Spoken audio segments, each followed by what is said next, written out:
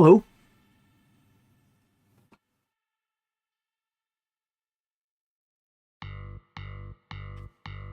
Who's going to be first?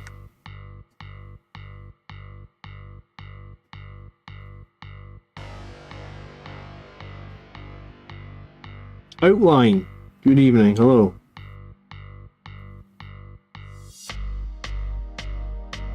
Todd, howdy. It's Saturday night. Get your paints out. What better way to spend Saturday night than painting some Warhammer models, huh?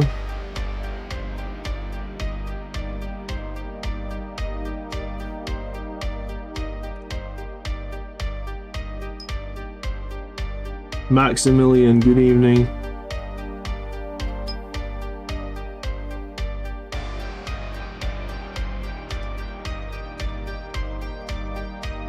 I'm making some progress on these heavy intercessors. I feel like I've been doing them for a while now. Yeah, we're good.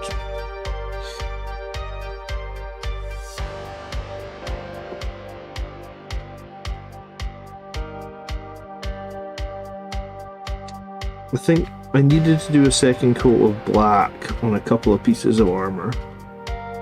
So I'm probably going to quickly try and do that. Then I'm probably going to start looking at actually washing all the armor on these guys. There were some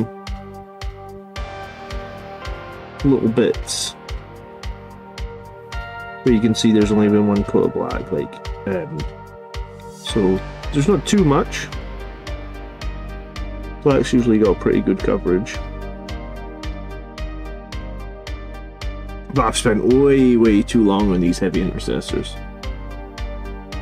Sorry, not heavy intercessors, jump intercessors. I've spent so much time on these guys now, it's ridiculous. I think I'm going to be pleased when they're done, so they feel like they're turning out reasonably decently.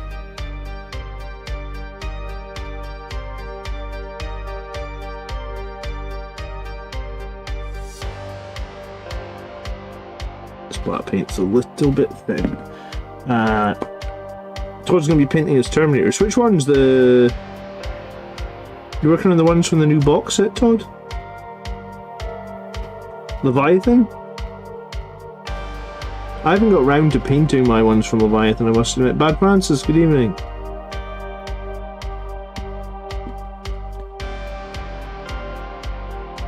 Terminators are in a weird spot, aren't they? Like, not many people play them. Are they good? I don't know. I mean, I like the idea of fielding them with Librarian, that's for sure.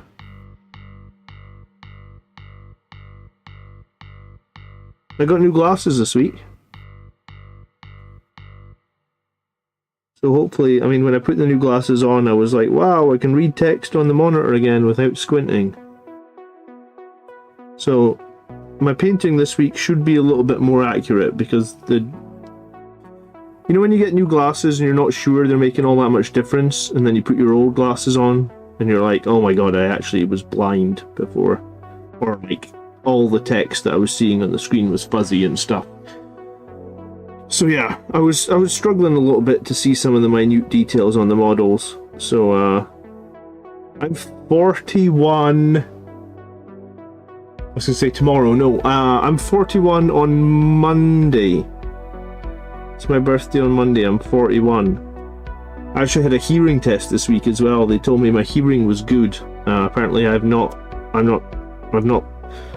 my hearing's totally fine apparently. I don't have any excuse to tell my wife I didn't hear her anymore. But yeah, my hearing is good, but I needed new glasses.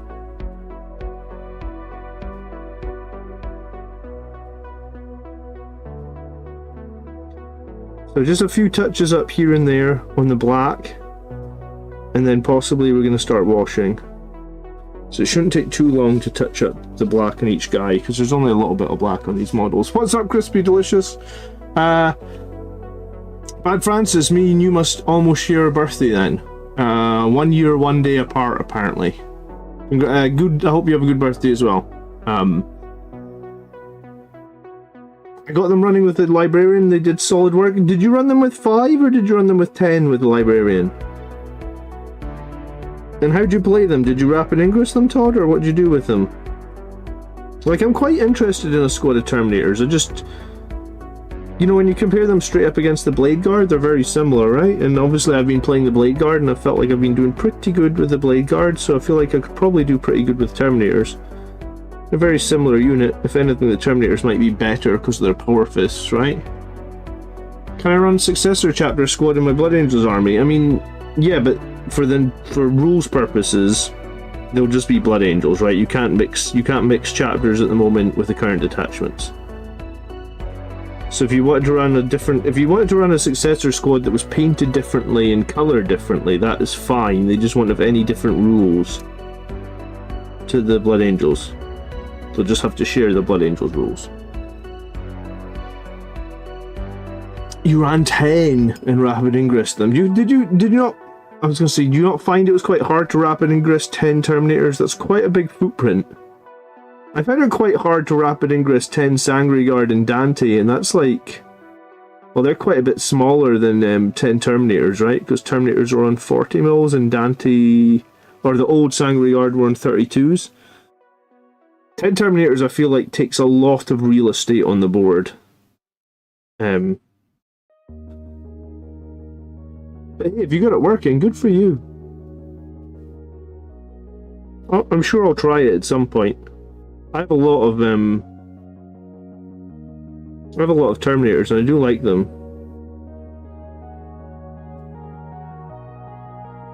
I guess I'm just on Blade Guard and Centurions at the moment. I might flip at some point. I'll probably take Blade Guard and Centurions to a tournament and then flip it afterwards or something like that.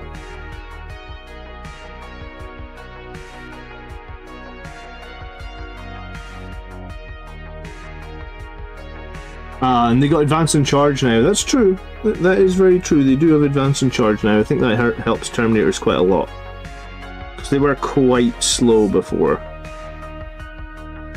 I mean, I guess Advance and Charge helps Centurions a lot because they are super slow.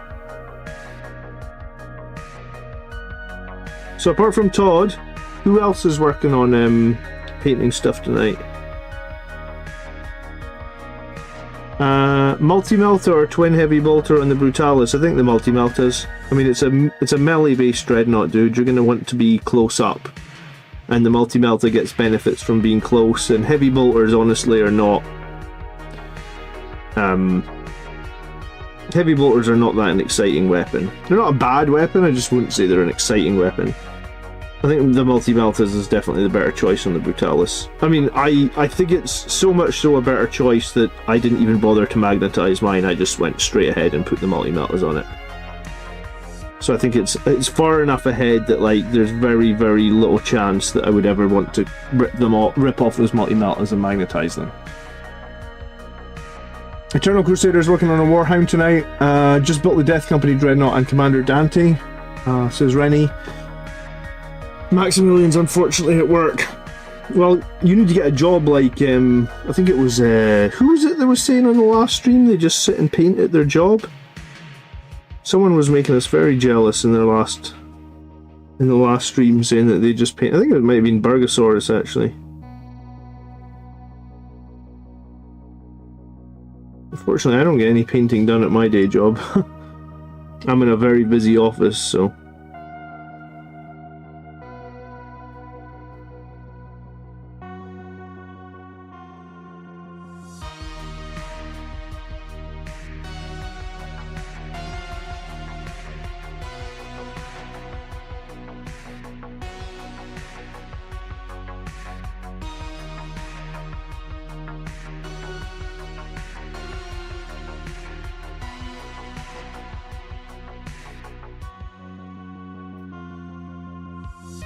Hello, Mr. Linga 420.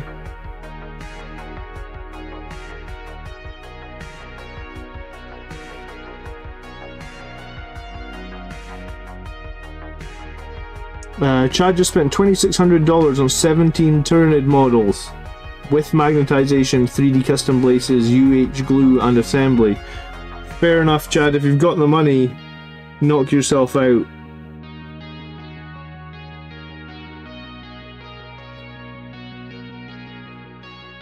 I do think that if I ever try to do a second army, I might commission the whole thing. Because I feel like I'm never finishing my Blood Angels. Like, every time I get to a point where I'm really happy with how much Blood Angel stuff I have, like, it happened pretty recently, is that then Games Workshop are like, aha, but here are new units. Do Sanguinary Guard, do all your Sanguinary Guard again, and then I get screwed, and then I'm behind. I have awoken. Cambo! I failed to kill Abaddon this week. Avenge me soon. Are you playing with... That's a good question. Were you playing with the new... Are you playing with the new Codex rules, Cambo, or are you still using the old ones? Because I've played 2 games with the new rules, and I do quite like them, but I know some people have not jumped onto the new rules yet, whereas I jumped on. I'm not really playing the old rules anymore, I'm just playing exclusively the new rules. I've just been using the points in the Codex. I know that they're not... I know that they're likely to change, but I've just been using them anyway. I can't imagine the points in the Codex are going up much. I imagine they may be coming down.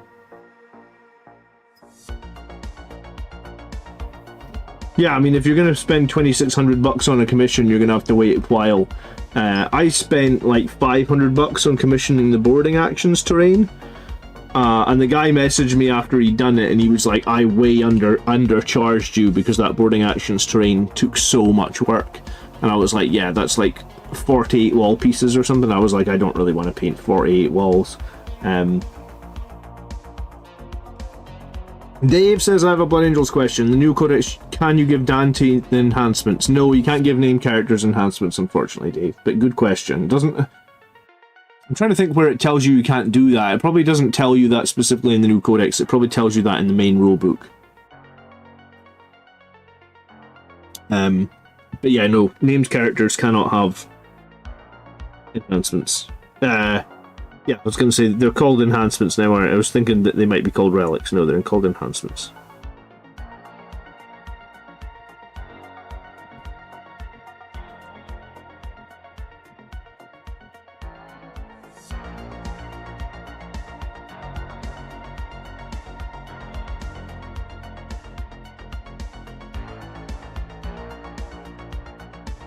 Good evening, Alex. How you doing? If you make a mistake, dude, it's not the end of the world. Like, if you play one game and you used an enhancement, if it wasn't a tournament, you just tell your opponent that you made a mistake and just be honest and admit to your mistake. Right at the start of 10th edition, when the rules for heroic intervention changed, I made a mistake in a tournament, like right at the start of the game, where in 9th edition you could heroic intervene all the time, basically, and in 10th edition you can only heroic intervene if someone does a charge within 6 inches of your model. And I forgot that because it was like, it was a tournament like real near the start of the edition, and I used heroic intervention when in a situation I couldn't have used it in. And I just, like, it was the end of day 1 that I used it, so we were both tired, and the other guy, I mean, he would have known the rule as well because it had changed, but he probably thought it was valid as well. So the following day I just went straight up to him and was like, sorry dude, you know, that play that I made, I wouldn't have been able to do that, so we need to change yesterday's score and like take 10 victory points off me and add 10 onto you, sort of deal. And I think just the fact that I was open and honest about it was probably good enough for my opponent. He appreciated that I wanted to sort it. So yeah, I think just trying to be honest is the best thing you can do. If you've made a mistake, just be honest, and probably if you're honest, it'll be fine. It does say that in the core rules. I was actually reading that section yesterday. Oh, thanks, Nicholas. Yeah, it's been a long time since I read that core rule that said you can't give name characters enhancements, but I knew it existed.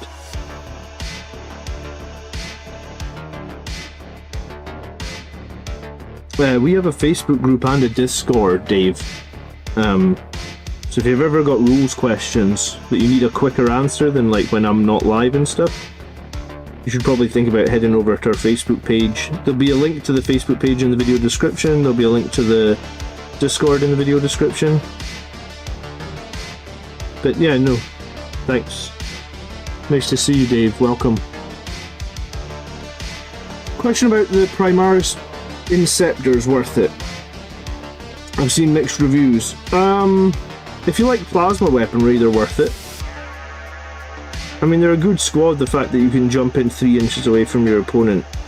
I think some people really love plasma Inceptors. You won't see me fielding them too often, but I have run Inceptors to multiple tournaments. I've run Bolter Incept. I think both times I've run them to tournaments it's been Bolter Inceptors. But I think Inceptors are a unit that can do a job, and if you use them right and you focus on their job, which is like kill weak units in the enemy backfield and then steal objectives, they're totally valid for doing that job. They're quite strong at doing that job. They're probably going to be quite good in the Angelic Host detachment as well.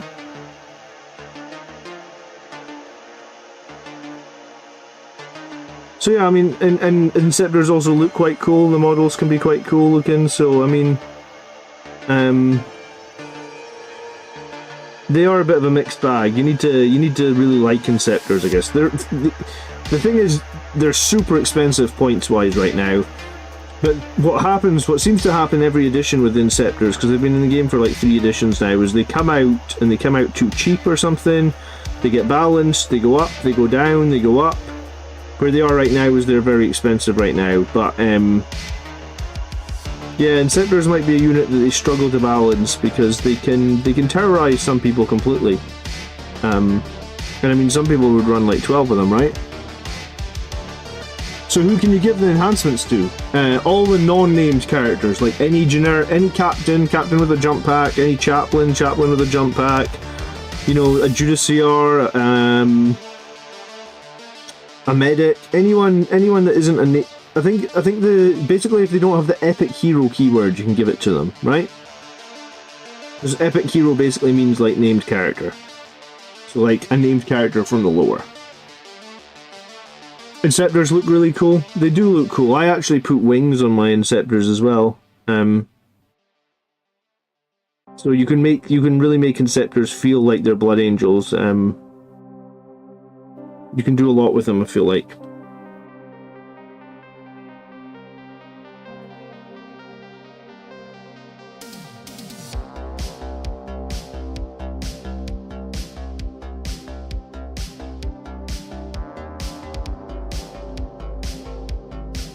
Good evening, Drivel Pursuit. Marcus, I played a game against a guy who had all his dreadnoughts lying down behind walls. What do you mean lying down behind walls? Like, dreadnoughts can't lie down, man. What are you on about?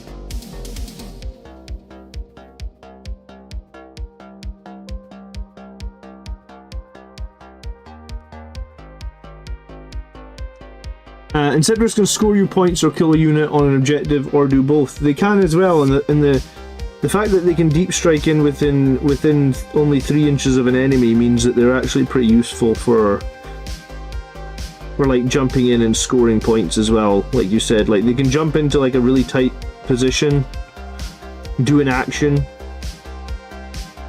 score some points, and then I mean if they die, if they've scored you the points, it might have been worth it.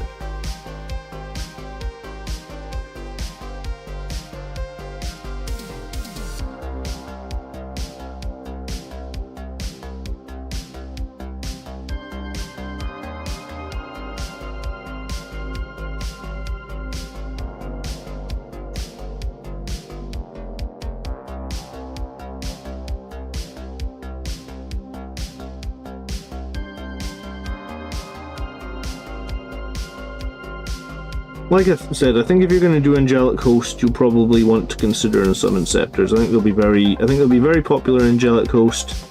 They're quite popular in Gladius.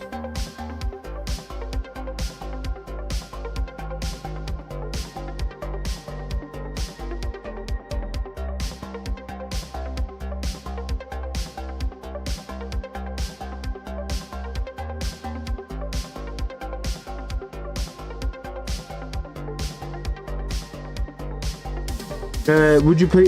Astorath with a gold or black trim. What do you mean, gold or black trim, dude? Like where? Like...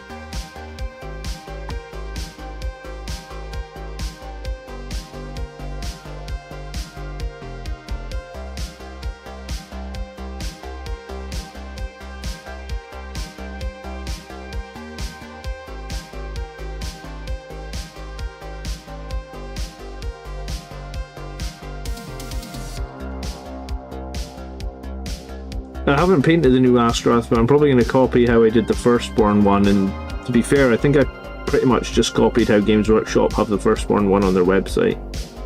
Like, I don't think I did anything, like, unique or exciting with Astorath. I think I just copied Games Workshop, which is...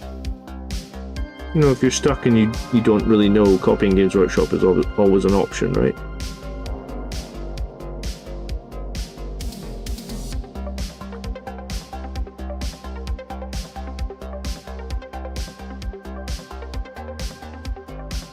In between the armor, it's gold in the box art, but it seems some really cool versions where they swap the gold out for black.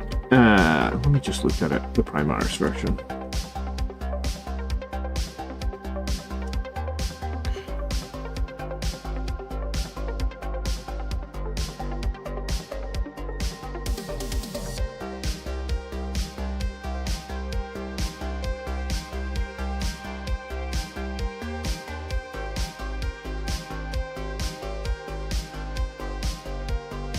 I think I probably painted my Firstborn one gold.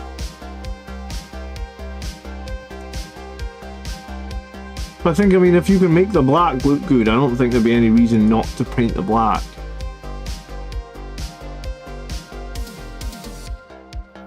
You know, here's one on eBay actually, where it's like, the guy actually did it red. That's the old Firstborn one, though.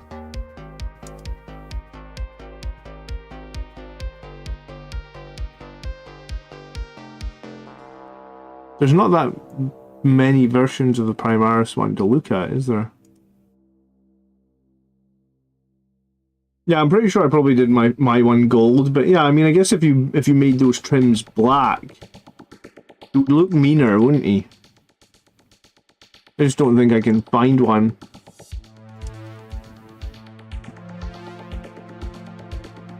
No. Most people, I guess, I've just done it with the gold.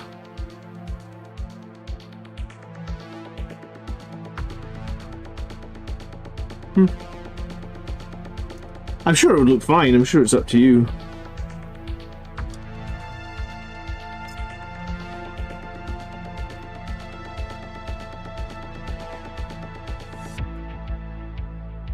I've played 2 games with the new Codex. I used Death Company with Heavy Bolter. What do you mean Death Company with Heavy Bolter? Can Death Company even have Heavy Bolters? I honestly didn't... You,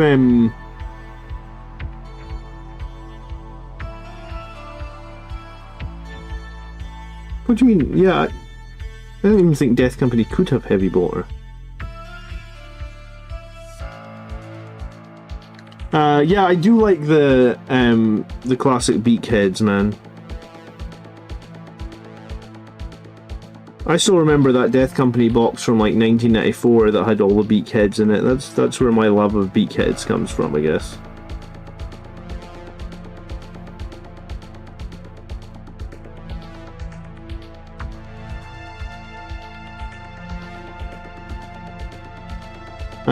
The yellow chainswords look nice. Yeah, I haven't started on the hazard stripes on the yellow chainswords. I've been avoiding doing that, but I am going to do it. That's probably why I think these guys still need a bunch of hours to be finished, which is a little bit sad, I guess.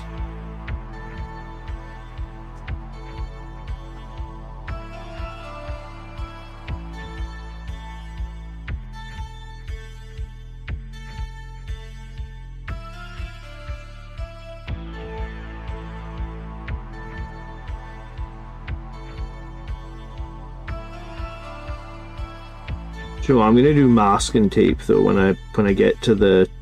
I'm gonna do the hazard stripes last, and I'm gonna use masking tape. because I'll make so many mistakes on the hazard stripes.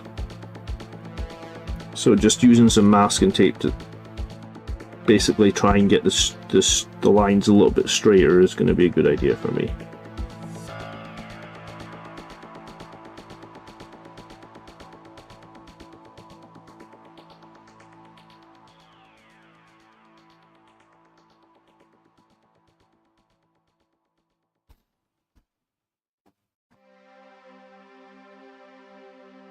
Bolt rifles.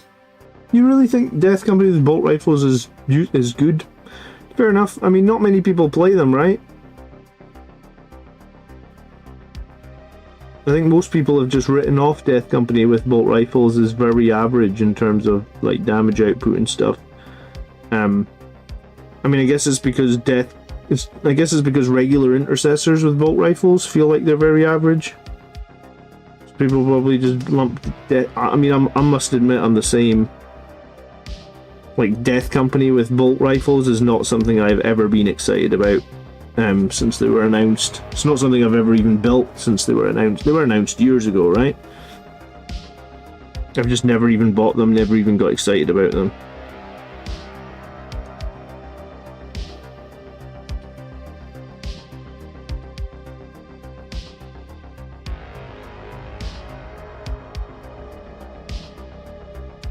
Evening, James, how you doing?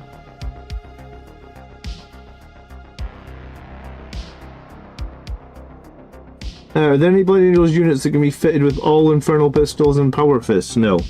Well, I mean, there is until the new Codex comes out in like a week's time, and then no. Vanguard Vets can have 10 Infernal Pistols. The best number of Power Fists you're going to be able to get is 3 in the 10-man squad of Death Company.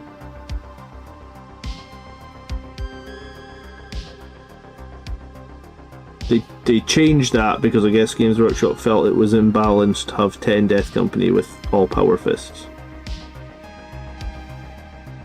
To be fair, a lot of people were just running 3 squads with Death Company, all with Infernal Pistols, all with Power Fists. I mean, that's always what happens, right? Like, once a squad is perceived to be the strongest squad for an army, which I think that Death Company squad was, it was perceived as probably the strongest unit we could have, then people go crazy for it, right? I think that's why they've changed Sanguinary Guard to only be 6s. Because when Sanguinary Guard were 10s, the second they had somewhat decent rules, lots of people just were like, right, I'm just going to run 30 Sanguinary Guard. Every game is going to be 30 Sanguinary Guard. And I think Games Workshop probably just didn't want lots of people running 30 of the same model in every single army list.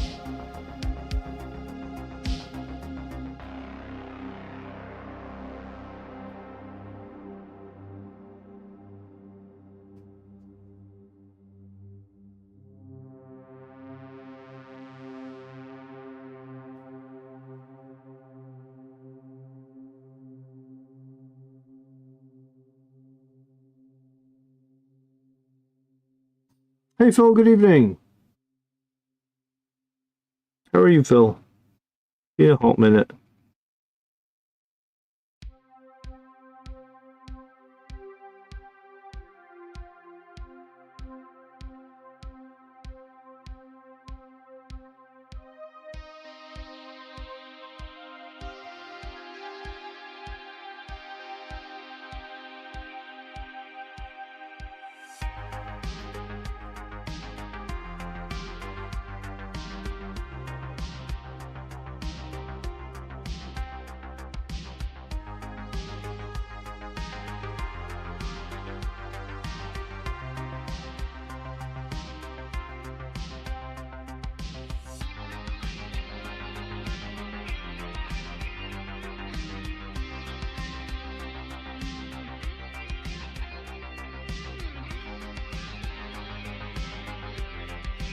Yeah, I got the kids to bed, so I should be free for at least a little while.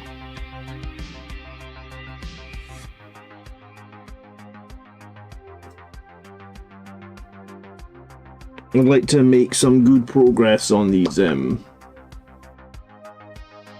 McPherson, you're always wanting to play Firestorm. You just love your flamers, huh? Do you run like Assault Centurions then if you're running Firestorm? Surely they would be an okay unit for you, would they?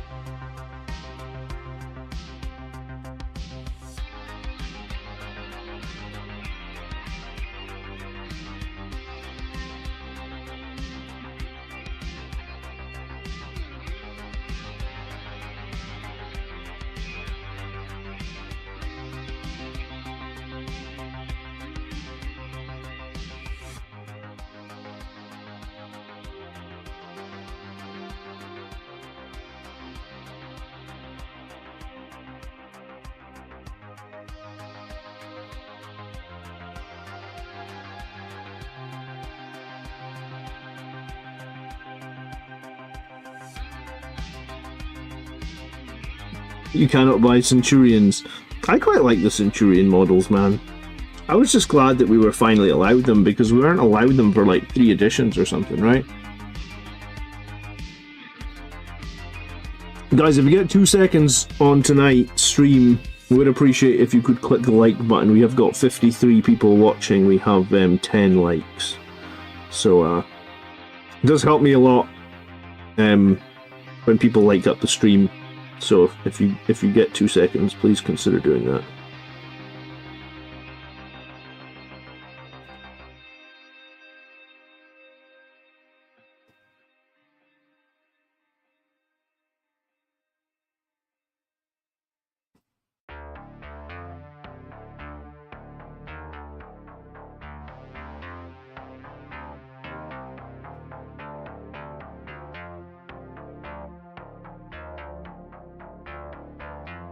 So is anyone still playing Space Marine 2? I saw there was a big patch for it. I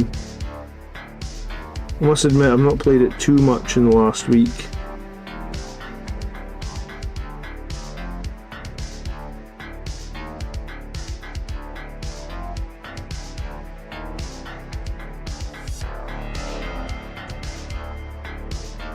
Hello Foz. Yes, it looks like you are indeed a channel mod. Welcome. I'm glad we got that sorted. I have awoken. Hey, thanks so much for subscribing, Kuru. I'm not going to try and say that. I'm just going to call you Kuru. Thanks for subscribing, dude.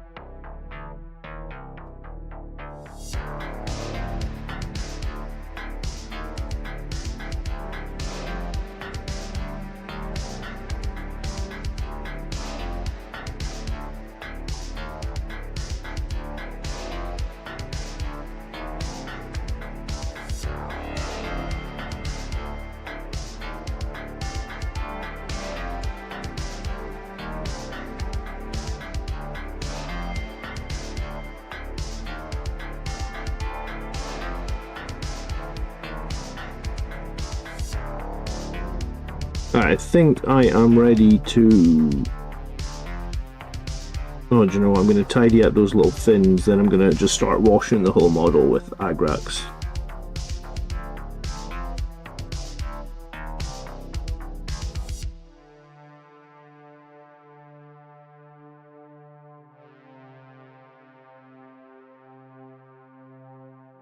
I think at some point we have to try and push on and get these guys finished. I've spent far too much time on them.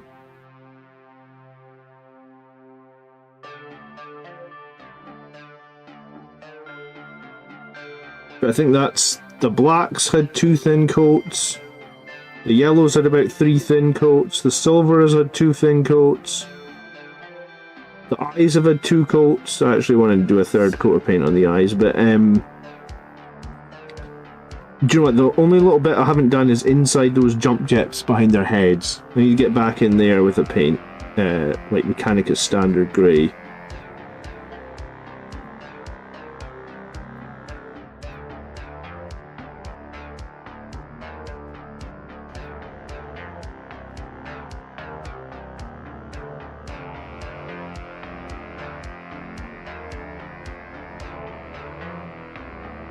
Oh, you didn't buy Space Marine 2 yet? Well, I mean,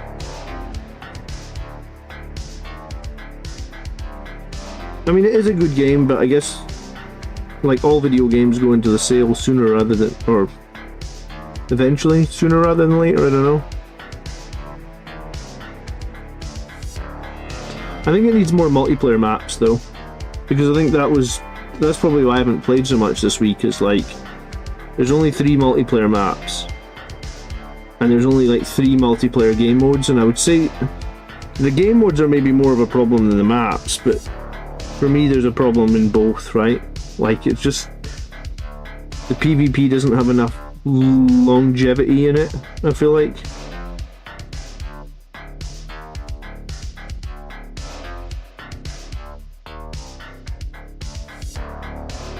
Hopefully they'll improve it. I'm sure they're gonna. Alright, so I want to get some Mechanicus Standard Grey, and then I want to touch up some of those little jump jets with some red, and then we're gonna start washing. Do they need a battle royale? I don't think they need a battle royale, man, but I think they need like a assault feels better in PvP. I think, well, that's good because assault felt very weak. I think we need a linear, like all 3 PvP maps are just giant big circles, right? So, like, you're just moving around the map in a big sort of counterclockwise or anti-clockwise circle. They need a map, like, if you've ever played Battlefield, where it's like linear, like one team, or Counter-Strike, like one team defends, one team attacks. Right, that's the thing that I think they're missing. Kuruzu, okay. Hi there. I'm new to the whole mini painting and tabletop, still thinking of which Space Marines to go for. Well, you're here in the Blood Angels, you're within, I was going to say, what we do here on this channel is Blood Angels, man. Is there a stronger faction of Space Marines than Blood Angels? Like, right now, or over the last, let's say, 5 years, I think you would struggle to find an army that's got more tournament wins. Because Dark Angels are strong, but they're not an army that wins a ton of events. Space Wolves win some events, I feel like. I think like it would be fair to say, if we're looking at the armies that win the most tournaments, it's probably like Space Wolves. I would say Blood Angels are probably the top Space Marine faction. Space Wolves are second. And then I would say like Dark Angels and Ultramarines sort of tie for 3rd. I'm just trying to think of like, if we look back over like the last 18 months or whatnot, maybe a bit longer, maybe like we go back over the last like 3 years and how armies have done and what tournament results have looked like. Does anyone disagree with that? Does anyone think that? I mean, I'm going to be biased and say Blood Angels are the faction that win the most events, but they are good. And even like if we go back, there's been winning army lists, like not monthly, but every couple of months for like the last 5 years. I know because I've been covering them all. Black Templars have been pretty strong. Yeah, that I would say that's fair. Are they still strong though, or have they fallen away a little bit?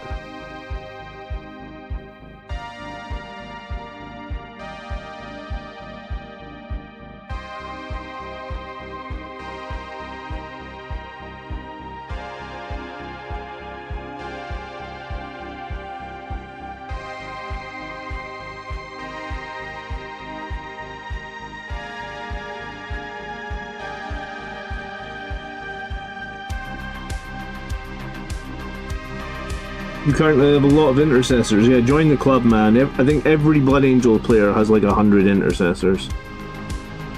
I have so many, and yet here I am painting more intercessors.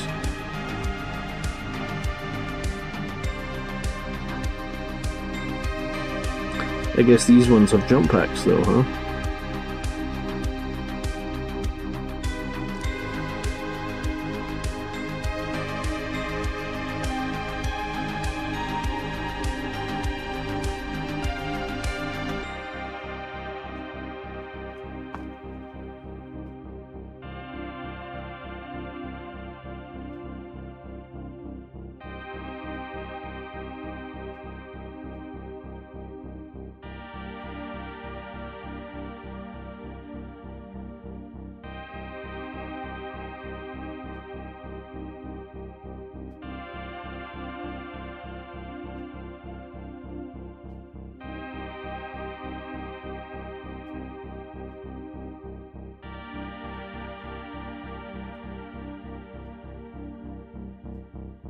Watch 2 years from now and people won't be able to shut about White Scars. Why? Because I think White Scars would actually need like quite a few units released to be competitive, man.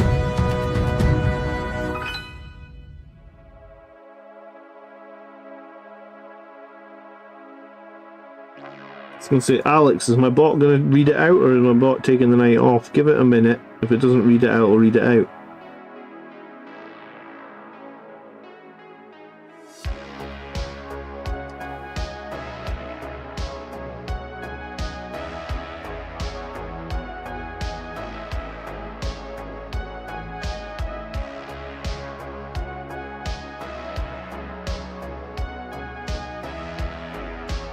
Alright, I guess my bot's taking the night off. Alex says, dang it, John Sr., jump intercessors with beaky helmets. They look much better. I ordered a bunch of helmets. PS, check your Discord messages. Alright.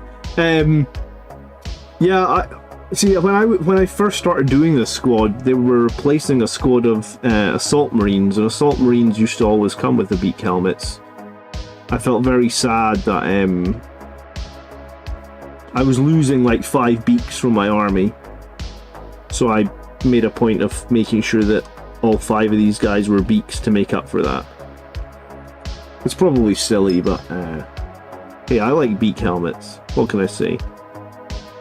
I'm not going to do probably, like the next 5 jump intercessors I do, I'll probably not do beaks, but I'll do these ones with 5.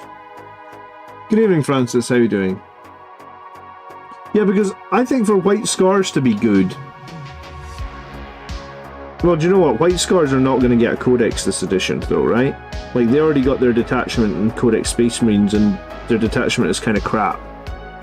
And they just don't have the units anymore. With the removal of, like, attack bikes and scout bikes, Outriders are not good enough to... I mean, I run Outriders on my lists, right?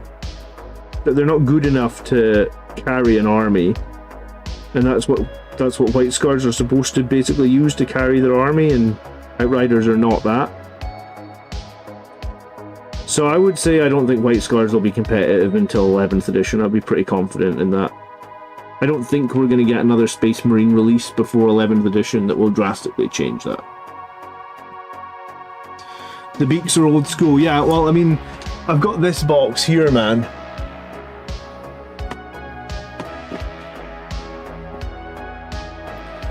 And it's got beaks, like 1, 2, 3.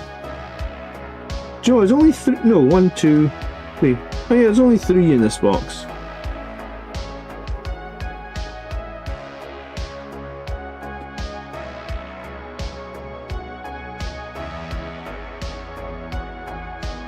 Alright, so that's the grey done. We've done the black. Right, we'll fix some red and then we'll do the Aggressors.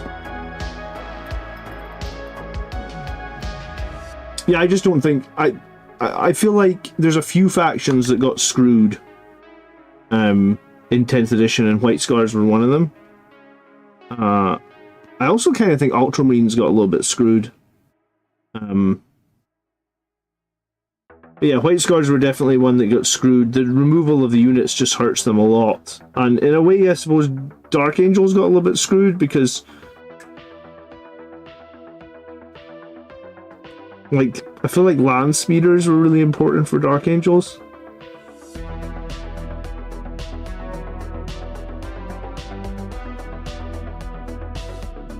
But hey, not much we can do about it, right? Yeah, I mean, White Scars do not have a character that can go on a bike anymore. Or a... It's that whole thing where they were trying to simplify the ranges, man. No Fucks says that screwed is an understatement. He plays Deathwatch. Yeah, okay. I mean, you got everybody beat in terms of getting screwed, dude. It's funny, it's so weird because everybody was really hopeful. You know, everybody was really wanting new Primaris models, everybody was wanting, like, units or armies to get refreshed, and then everybody that's had the refresh, it was like, actually, this refresh has not been what I'd hoped, or... So it's been quite weird in that way.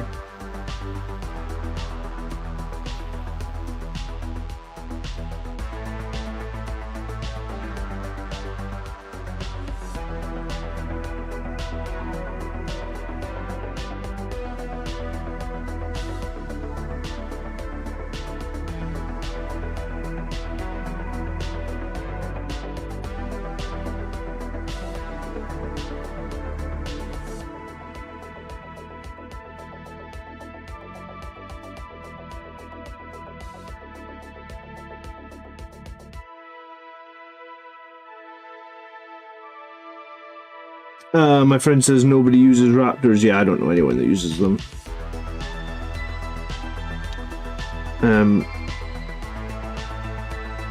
I guess in some ways 40k is going through a bit of a transition period, right? Where, like... Well, maybe not 40k, but Marines are definitely going through a transition period where 10th edition we lost an absolute ton of firstborn units. There are still some left.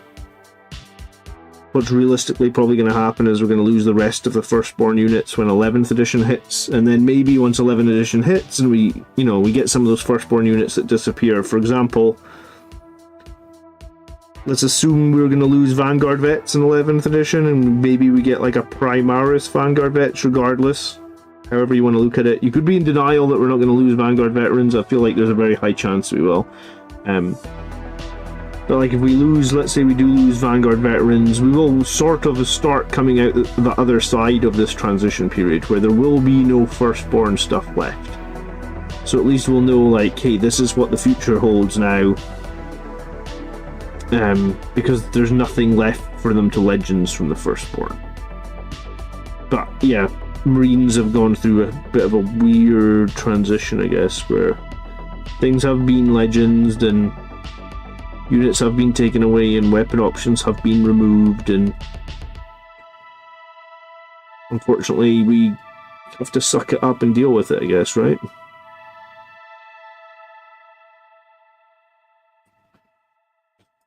Evening, Mike. Congratulations on your Best Sportsmanship award at the tournament, Mike. I saw that right before I came on stream. I was going to reply to it, but I was coming on stream, so I thought I'd maybe reply after, but no, winning Best Sportsmanship is a cool award. You know, basically every single opponent you play against has to rate you as their best match to be the best sportsman. And that doesn't often happen if you're competing well at the final tables. So congratulations, Mike. I hope you've got somewhere nice to put your trophy. I'm proud of my Best Sportsmanship event. Because, yeah, I'm proud of it. I wish that more people would focus on the sportsmanship side of Warhammer, honestly.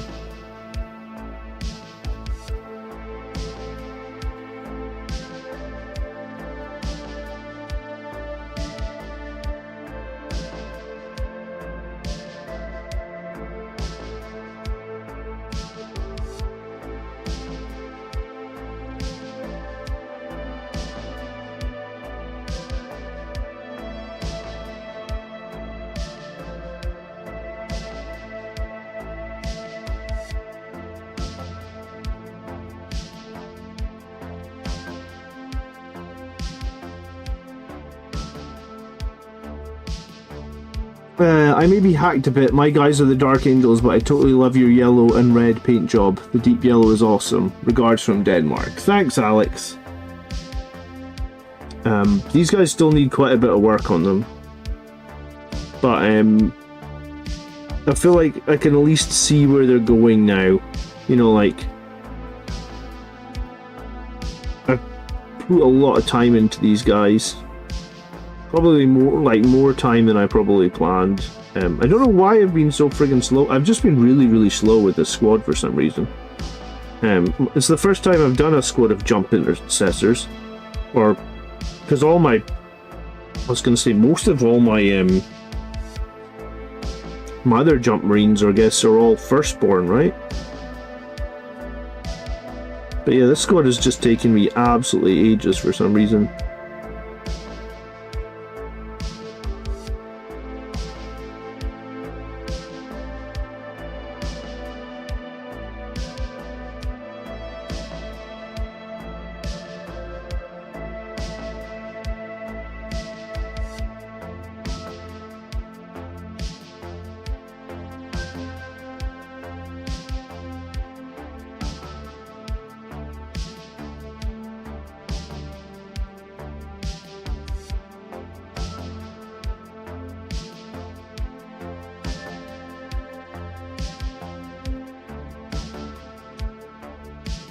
Plus, the messed up thing is the second I finish the squad, I actually need another 5 because I was trying to replace all the assault marines in my list, and I have my list at the moment has 5. Like, I'm still using the models of the 5 assault marines to play as jump intercessors. But I am going to jump into another squad straight away because I've got other models that were like halfway done on the painting table that I'm going to go in, try and get done before I commit to putting like another 30 hours or something into 5 of these guys. God, they've taken me forever.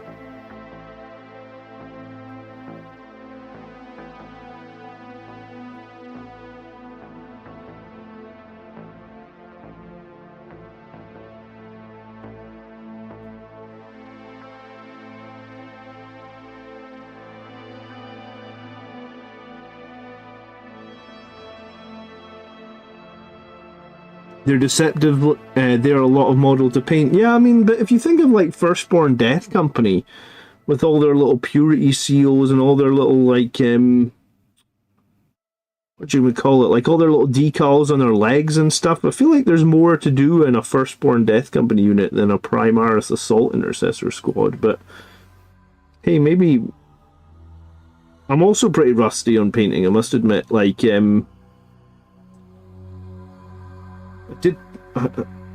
sort of subconsciously took a bit of a break with all the Legends nonsense that happened at the start of the edition. But do you know what? I only just got new glasses yesterday. So I've been using glasses that, like, I guess I couldn't see that well. I don't see short-sighted very well in general. So if my prescription has changed and my glasses aren't working very well, that just makes the whole process like another degree more difficult than it needs to be. So hey, I'm seeing what I need to paint tonight, so that's a bonus, right?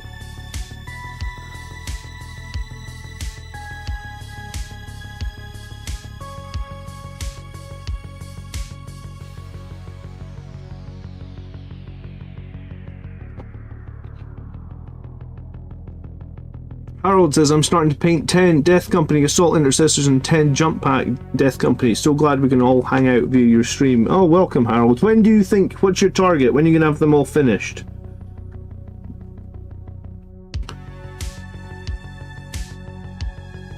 I honestly think, based on the speed that I've done this squad, 10 Death Company Assault Intercessors and 10 Jump Pack Intercessors would take me like a fucking year, man.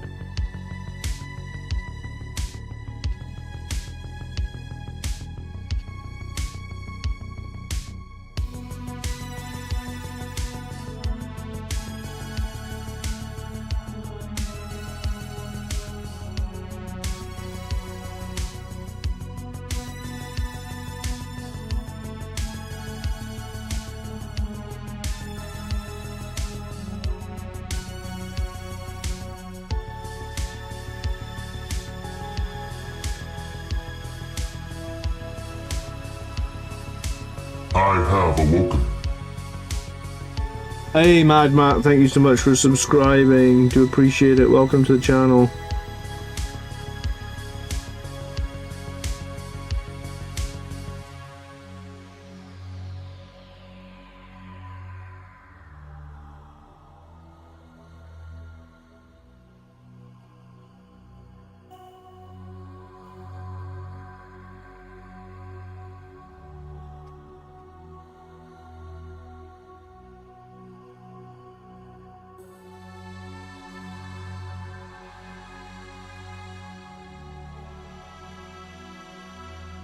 So what are you painting anyway these days, Highland Phoenix? Haven't heard you talk about anything.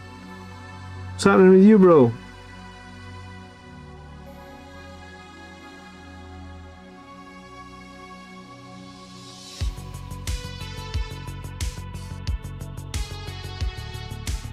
That's what I'm going to do tonight. I'm going to call out everybody in chat and be like, why are you not painting more models? Come on.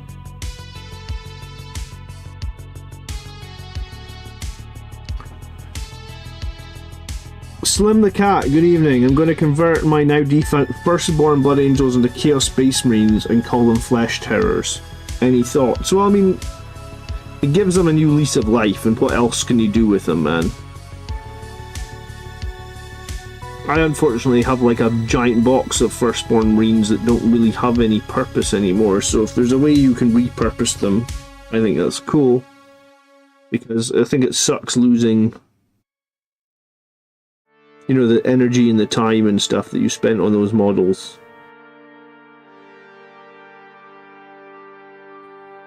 So yeah, I'm all for repurposing them. I mean, it's not great you're repurposing them as heretics, but I guess that's the best choice, right?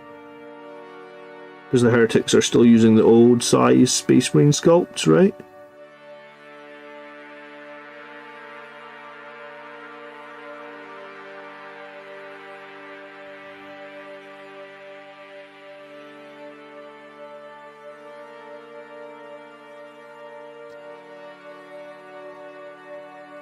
I could finish a squad in a month. I could finish, you know, I've probably put 30 hours into this squad this month. It's just, I find it hard to get more than like 20 hours in a normal week. Sorry, in a normal month, because of how much time I have to spend looking after the kids, right? Like, I don't like just putting the telly on and letting the kids watch the telly while I ignore them. Like, I'd rather like play a game with them and stuff like that. So, I do it to myself. I make it hard for myself because I could like, my kids would totally watch. If I put like Spider-Man or Avengers on, they would totally watch that, and then they'd probably watch another movie right after it. So I could probably get like 4 hours of kid-free time on a Saturday. I just choose not to, right? Because I don't like the kids just sitting doing nothing but watching telly.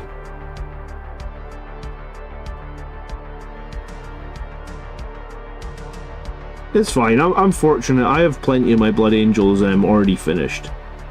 You know, like if I go to a tournament, everything that I'll be fielding will be at least battle ready, so I don't really have any problem. I'd just like to finish a few squads a bit faster, Alex.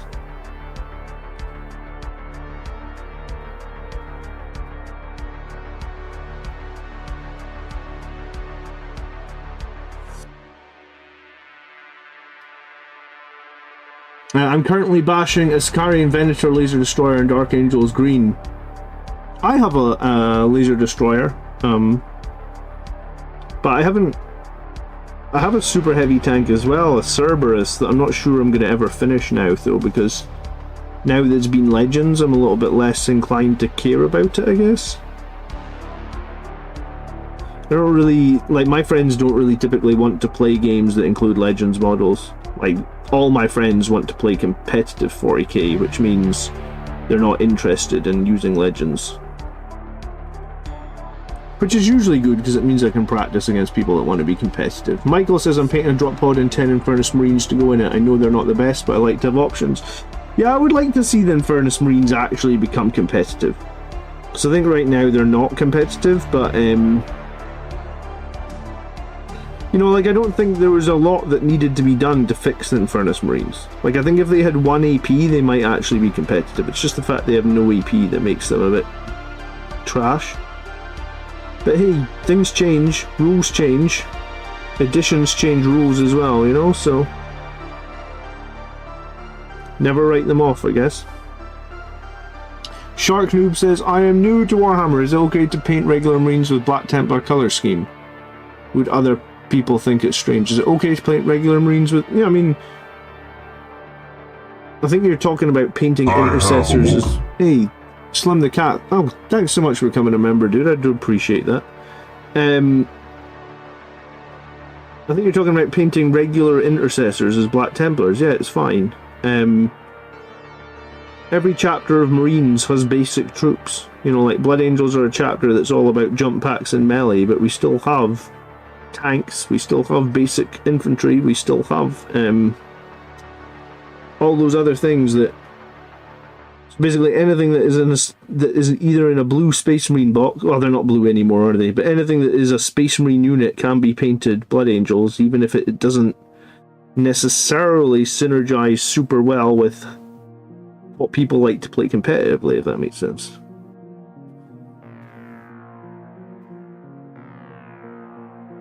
So yeah, I think if you've got regular Marines, intercessors, you want to paint them Black Templars, go for it, man. There's not a problem with that. Pretty sure Black Templars can field intercessors. If you're wanting to do Black Templars, though, the first thing you probably should get is the Black Templar Codex. If you don't have the Codex, it's going to be impossible to build any armies. So yeah, I would get your Codex. That's where you want to start. If you want to collect an army, I guess you have to start with the Codex.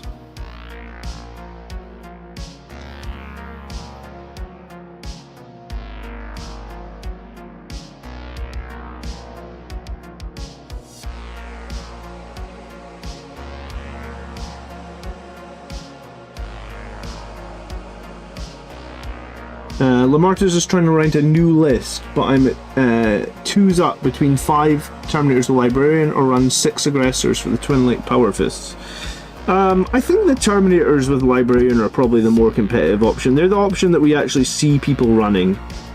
We don't see many people running Aggressors at the moment. A lot of people have spoken about them, but we haven't really seen many people running them.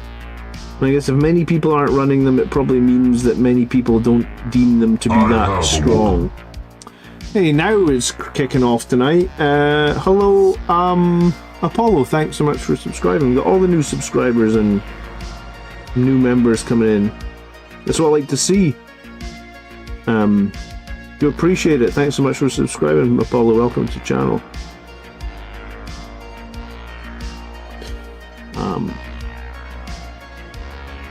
Oh, you don't have a Codex? Well, even better. You don't need to buy the Codex then, right? You can just download it off Games Workshop's community page and it's free, right? You can just download the index.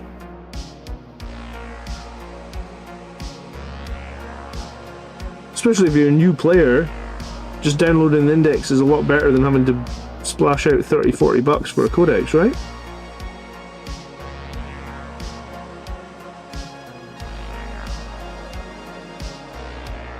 I kind of think that they shouldn't lock a bunch of those rules away behind a paywall, but I mean, that's what they do. Oh, Alex, thanks so much for the gifted subs. We got the Dark Angels players giving gifted subs out tonight. Look at this. That's Brotherhood for you, innit? Thanks, Alex, man. Very generous of you. Appreciate it.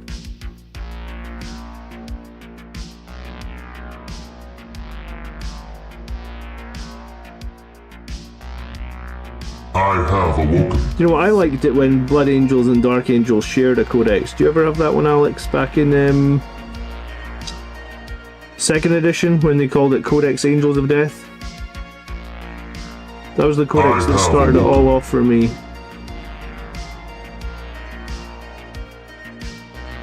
I never actually played Warhammer in 1st edition. I was playing Blood Bowl. I was quite young then, so I was like 10.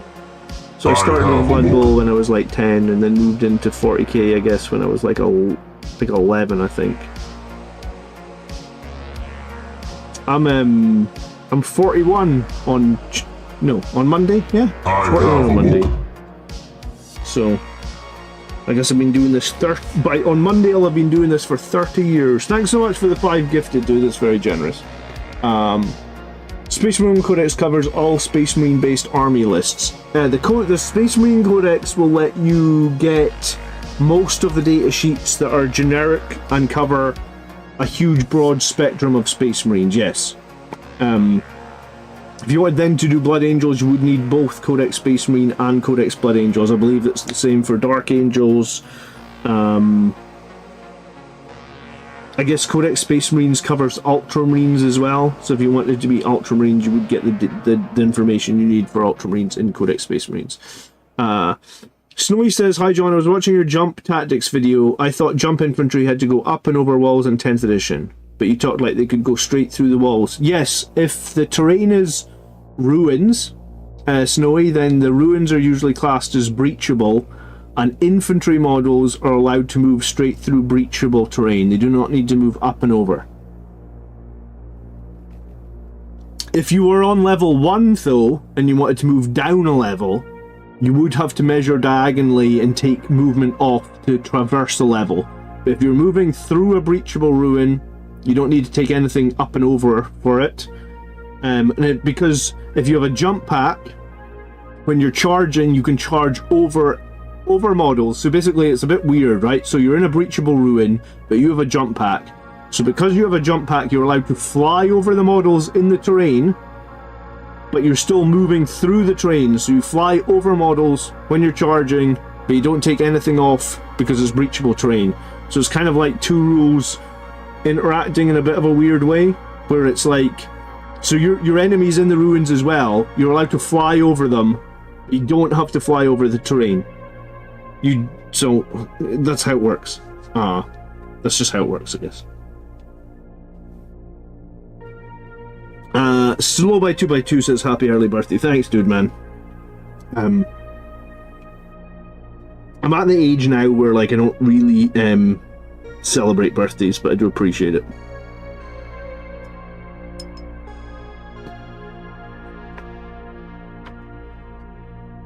I think maybe when you get like close to 40, you want to forget how old you're getting. Is that the... Maybe it's just me. Too many grey hairs. Slow will be 40 this year. It's funny how many people are of similar age that watch the channel. It's like we all started Warhammer at the exact same time in the 90s.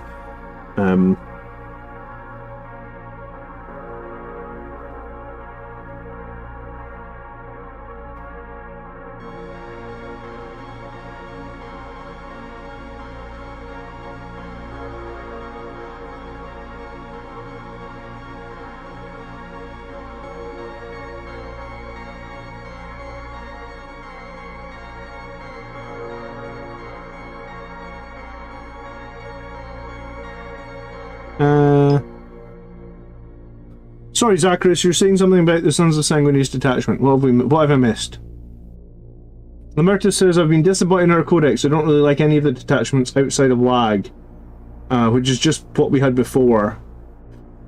Yeah, I think that's actually valid criticism.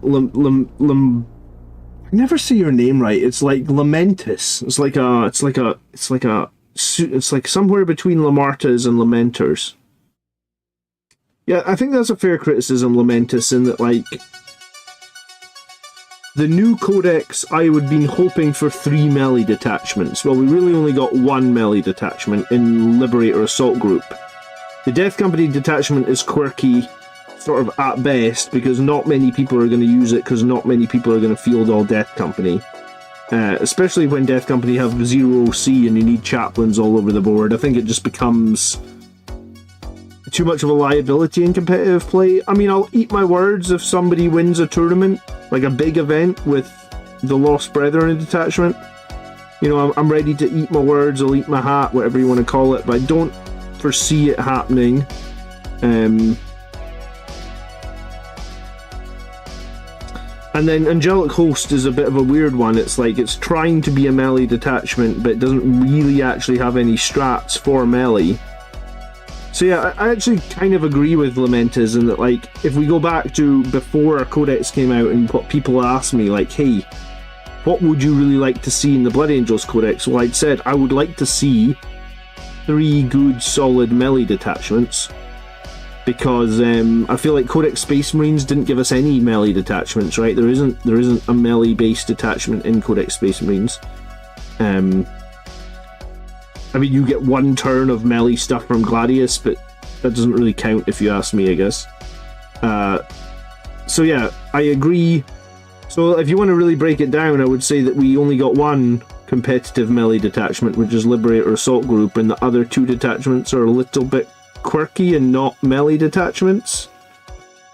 So Liberator Assault Group is good, the other detachments are fine, but did I get what I want? Did I get 3 strong melee detachments? Probably not, Zacharias. So I think he's got a valid point. Look, we've got young people in here at 34, 28, we got old people in here at 60. So we got a fair spread, man. It amazes me how this chat, like, you know, even in the stream we've had like 3 new channel subscribers. It amazes me how we're still growing. I don't know. I feel like, you know, that imposter syndrome that people talk about. Like, I'm just a guy that liked Blood Angels and just picked up my camera. I mean, there's nothing special about me, I guess. Evening, Chase, how you doing? Sonny, we've got Snowy and Sonny. Sonny says, I'm 46. Played Wolves in 1st edition. Happy birthday, John, next week. Crack open a bottle of the Jock's finest single malt. You know, it's so funny you say that. Because, like, I work Monday through Friday, right? So, like, Saturday... Do you know what? I could have alcohol on a Friday night, but normally what I do on Friday night is work out. I like to work out on a Friday night, and I guess after a workout I don't really feel like drinking alcohol, I guess. So my opportunity for drinking alcohol typically is a Saturday night, and then I always want to paint on a Saturday night. So I feel like my painting will be inhibited. Not that my painting's that good anyway, but I do feel like it will be inhibited if I'm drinking. Like, if I'm drinking, then I just want to do base coats or something. Like, I don't want to paint any detail. So I always end up not drinking on Saturday, so that I can paint later in the evening. So actually, me painting has actually stopped me drinking a lot. Like, I have a couple of bottles of whiskey now that must be like 2 years old because I barely drink anymore. And it's not that I don't like drinking, it's just that I don't find the time, or when I can drink, I want to be sober so I can paint.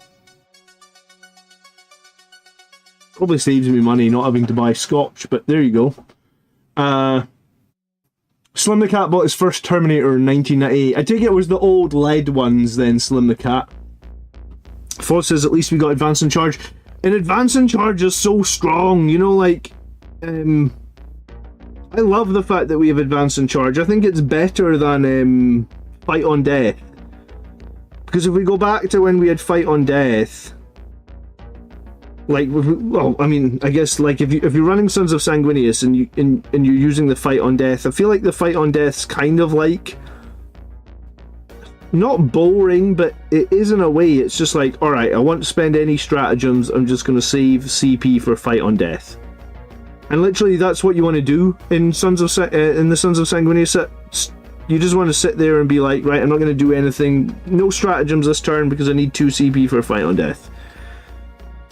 And like, I literally won a GT, and it was the exact same thing. It's like, I'm going to win this GT by not spending my CP, and every time someone charges me, I'll just Fight on Death, and I'll just trade them. So at least I feel like in Liberator Assault Group, I feel like I don't want to do that so much, I guess. So I think that's a good thing. Because I don't necessarily think that boring is the right word, but like, kind of one-dimensional, where it was just like, alright, I don't want to spend any stratagems because I need CP if I need to Fight on Death, so this turn I just won't do that, or, you know. And I do think our enhancements in the Liberator Assault Group are a lot better than the Sons of Sanguinius one. So I think Liberator Assault Group is a good detachment, and I think I'm happy with it. But I feel like the rest of the Codex is a bit average. are not that exciting. I'm sure we'll see some people win events with the Angelic Host one. I'm sure we'll see that. What's the cannabis situation in the UK? I believe it's medicinal only Lamentas. So I think you can get prescription and you can get medicinal, but I think if you're like, you can't just, yeah, it's like illegal. I think it might even be like serious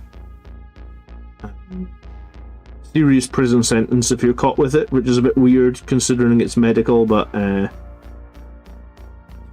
think cannabis laws are a bit of a mess all over the globe as far as I'm aware. I know I've been to a few countries where it's like you can just walk into a store and buy it.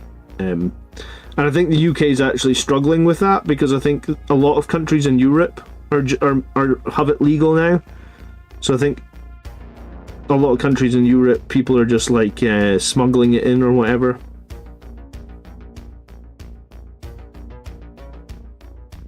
Not a glass, just a glass. Yeah, I know, just a glass. No. I know, and probably one glass of a whiskey or whatnot wouldn't actually impair my painting, but I guess I'm just trying to get my painting into, you know, I'm always trying to finish. I'd probably be a bit more tired, I don't know. Chris A says, hey, Space Marine 2 got me back into 40k, think about getting into painting. Can you guys recommend a small Blood Angels themed set of minis to buy? When you say small, what's your budget, I guess? Jump Assault Intercessors that I'm painting are very competitive at the moment. You can paint them red, obviously. So if you want to paint a red unit, Jump Assault Intercessors, you couldn't go far wrong with them. They're literally in everybody's list.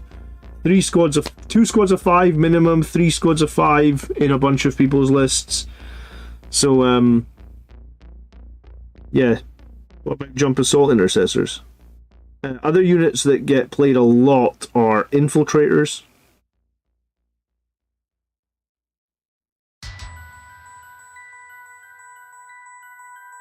Impulsors.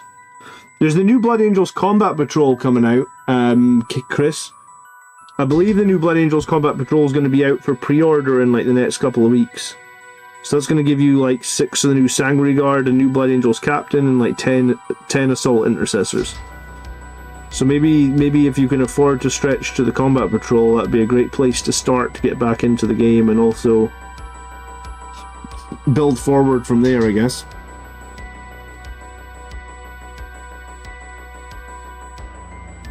What are you saying? Not at LGT, John?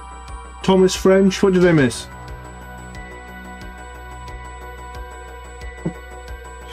The Warp Forge, good evening, how are you?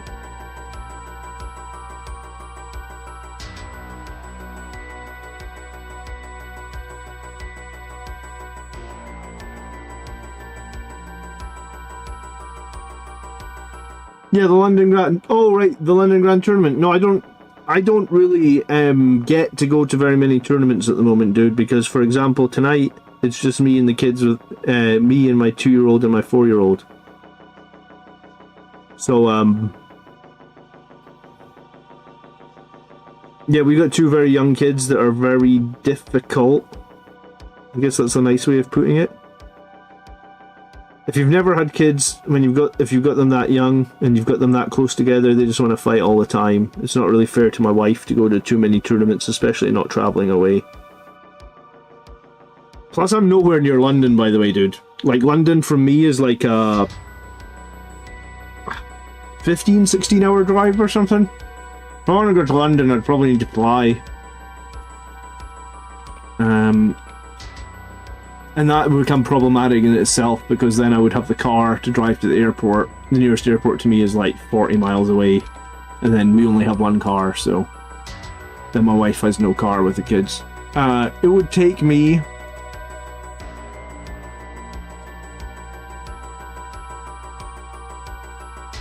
Okay, it's only 10 hours, 22-minute drive.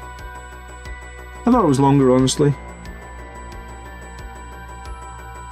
I'm going to GT probably in November or January, but it'll be like 40-minute drive, so I can come home Basically, I guess the stipulation for me is so I can be home in the evening in case my wife needs help.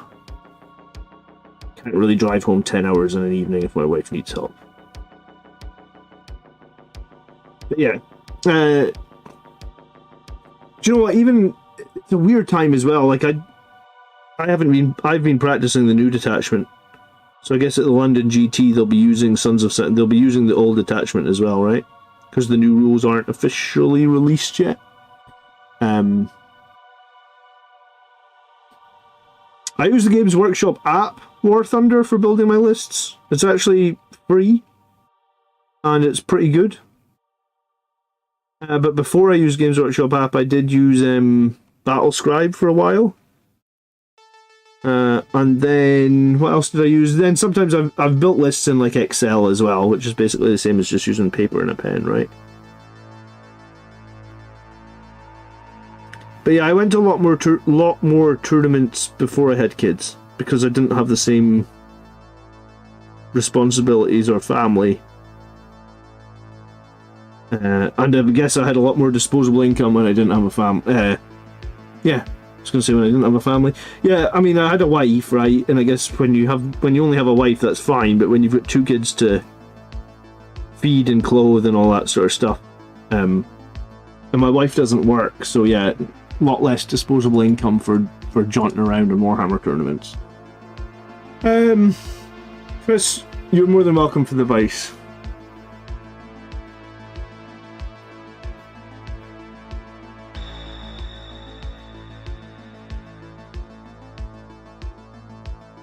You took Blood Angels 2 and 1 at the GT today. Well done, dude. That's good. Yeah, I would like to go to Las Vegas Open one year. I feel like if I was going to do a big event like that, I'd like to like really blow it out and like go to Vegas or something. I just don't know when that's going to be feasibly possible for me. I know that one of my big channel supporters, James, who lives in Chicago, has invited me. He lives in Chicago, so he was like, John, you need to come to Adepticon, which is, I guess, is like a giant tournament in Chicago. And he said like I could stay at his house and stuff to keep the cost down. And so yeah, I mean, I will eventually get to one of these big events. I just don't know when it's going to be. It's basically going to be when my 2 kids can go for like a whole day without fighting each other and driving our parents crazy. Which, from what people were saying in the stream, is like I'm a few years away from that. People were saying like the kids need to be 8 years old to be trusted, or mine are 2 and 4, so apparently I got 4 more years of insanity to deal with.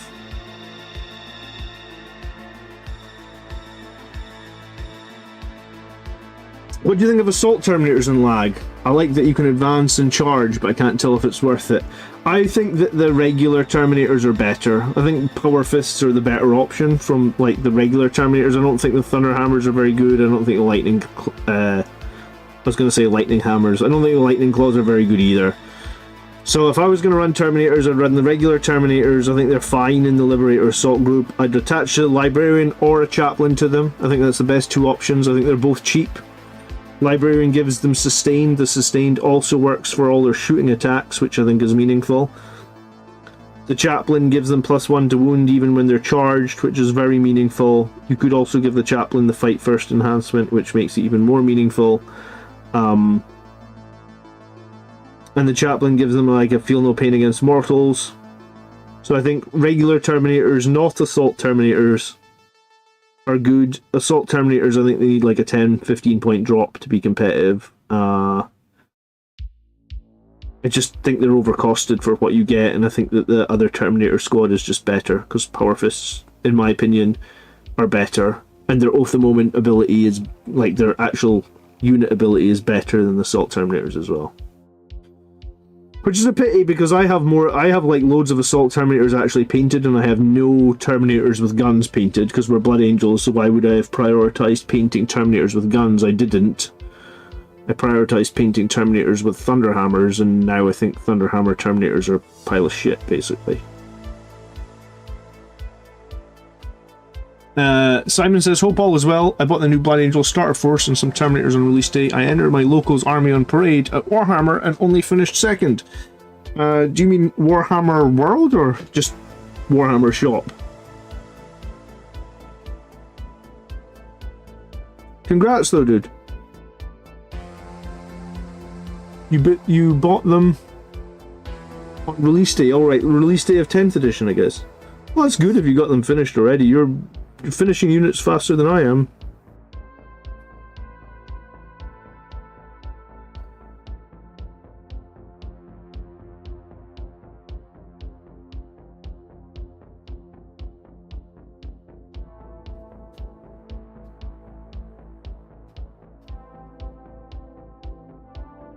Do you think Vanguard veterans have a solid place in the Liberator Assault Group or the Angelic Host? I think you can run 5 of them with Storm Shields in the Liberator Assault Group for sure. I think the 10-man squad of Vanguard veterans got made a lot worse because of the changes to the Sanguinary Priest, right? I mean, I'm not running any. I'm running Death Company, I'm running Sanguinary Guard, I'm running Jump Assault Intercessors. But I have run 5 Vanguard veterans. I have done that, and I thought it was okay with the Storm Shields, give them a bit of durability. They're still fast. They're somewhat good at killing infantry, so I think that's okay. I just think Vanguard veterans are unfortunately like a casualty of the Sanguinary Priest getting such a...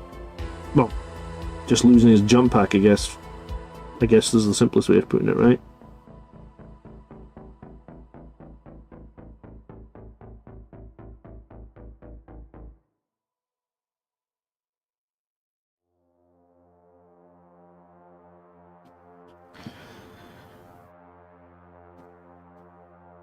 John, have you noticed that the GW app doesn't have the new Blood Angels attachments? It won't have the new stuff until the standalone Codex releases, dude, which we think is going to be up for pre-order in the next couple of weeks. So yes, unfortunately the Games Workshop app isn't updated. So at the moment, if you're building a list, you're going to need to use pen and paper, basically.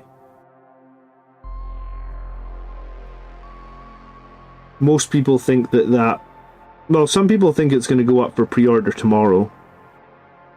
But I think any time in the next few weeks will be the pre-order. No one really knows. People ask me like every week in my YouTube comments, like, hey, when are the new combat patrols going on pre-order? I was like, I don't know shit, man. Games Workshop don't talk to me. I actually emailed them. It's funny, actually. Funny story is I emailed them like a week, but you remember the whole Blood Angels Codex released on internet? Like, I was live one night just doing a stream, and like the whole Codex released. Well, I actually emailed Games Workshop like the week before saying like, hey guys, I think I'm becoming the biggest Blood Angels channel on YouTube. I think if I, if I had the new book early, I'd do videos about it, and I think you'd get like a lot of people interested in the new Blood Angels. I'm not necessarily asking for the book for free, right? Because I don't want to be like just a freeloader or whatever. I was like, I will pay for the book, but could I have it early? Because like I've got this big YouTube channel. And they didn't, and like, I'll sign your NDA or whatever. They didn't reply to me. And like, basically like the next day after the, like I emailed them. It wasn't quite the next day, but there was at least a couple of, like, I think I emailed them maybe like 2 weeks before the leak happened online. They never replied to me. Like, I got a standard email like, we'll reply to you within like 3 working days or some crap. But they never actually, no like human ever sent me an email back. And then the whole Codex launched online. Like, the whole thing leaked, every data sheet, everything. And I was like, well, what's funny is, like, if they'd actually emailed me back, I would have probably signed an NDA to get it early. But I hadn't signed anything because they hadn't spoke to me. So when the whole Codex released online, I was like, well, I'm just going to cover it because I can, because I don't have an NDA or anything, you know? So if they'd actually emailed me back, I wouldn't have been able to do those like early release videos. Which, to be fair, the early release videos probably got me like 1,000 new subscribers because nobody else was able to cover them because everybody else has an NDA, right? maybe you're on their blacklist. Yeah, maybe. I know they have a blacklist for people they don't want to work with. To be fair, Tony did say that, like, I share a lot of pictures of the books, and possibly I share too much copyrighted stuff on my channel. Like, you know, like I just literally put the book in front of the camera and talk about it. I also call out any bullshit I see as well. Like, if you know, like, for example, like if I can't buy this unit, you don't, like, the Primaris Judicar, you can only buy him in a box for $90 or £90. They don't sell him on his own, which is really dumb. Like, I really dislike locking models behind giant expensive boxes. So I understand if they don't want to work with me. But I'm just honest, man. That's my thing. Andaman says he's wishing he bought more Firstborn upgrades. Yeah, me too, man. If money had been no issue. Like, if I'd had unlimited money like 3 months ago, I would have bought like 3 boxes of Firstborn Death Company and 3 boxes of Sanguinary Guard, just to have like a backlog of the bits to last for a while, right? I mean, if you can ever find Firstborn Death Company sprues, or Firstborn Sanguinary Guard, or even like Blood Angels Tactical Squads, if you can find any of that shit on eBay at like RRP, you should just instantly buy it up.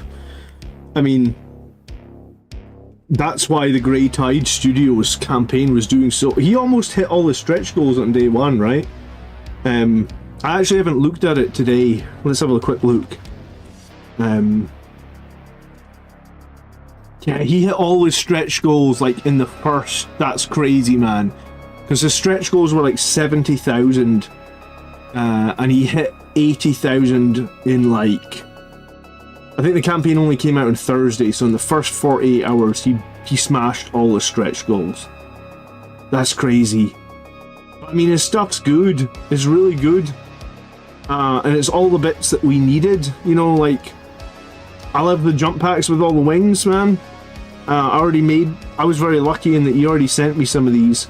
But I must admit, I already bought a bunch of. I spent $50 on Grey Tides. Well, I actually spent 100 because I bought 3 packs for myself, and I bought 3 packs for the next charity raffle we're doing on the channel. So I bought for myself. Basically, I bought the exact same things. So I bought 2 sacred packs, 1 for me, 1 to put to the charity raffle. I bought 2 rage packs, 1 for me, 1 for the charity raffle. And I bought 2 of this, the Rage Ancient, 1 for me, 1 for the charity raffle.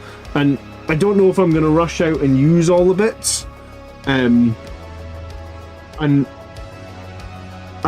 can't tell you the date of the charity raffle yet, but because I've been speaking to the guy from Grey Tide, he's going to give me the SDLs for this, like there's Eternal Crusaders one. He's going to give me the SDLs for the Space Wolf ones, and then he's going to give me 1 copy of the SDLs for Blood Angels. So like our next charity raffle, it's going to be the same charity. It's going to be a children's hospital. It's going to be like $1 per ticket. There's going to be 6 prizes. 3 of the prizes are going to be physical files from Crimson Lords. 3 of the prizes are going to be digital files from Crimson Lords. And you know, full disclaimer, like I said, I reached out to Games Workshop before I even talked to him to try and see if they would talk to me about the Blood Angel stuff, and they didn't. So I guess the Crimson Lord guy was very nice, sent me over this box of stuff. We're gonna probably, the last time we did a charity raffle, we made like £1,000 for like children, like whatever it was, children's hospital. So I can't remember that. It was more than 1,000. Maybe it was like 1,100. Do you know what? I've got a picture on my Facebook page. One sec. It was. So we'll do that again. So I bought three physical packs of it.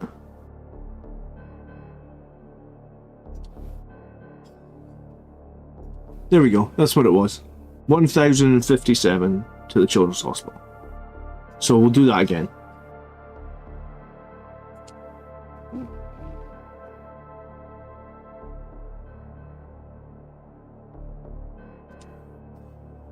You're not a fan of any of it? Well, if you're not a fan of any of it, that's fine, but I mean, I've used a bunch of the bits. I've used a bunch of the shoulder pads, I've used some of the eviscerators. I think it all looks absolutely fine. I wish there was a jump pack tier for the Grey Tide physical only. Could you not find someone to print you the jump packs? Foz, Flowbrain, not Foz. Where are you, which country do you live in, Flowbrain? Because if you live in the UK, I know someone that will be able to print you some of those pieces. I mean, you'll have to pay something for them, but you probably get them a lot cheaper than...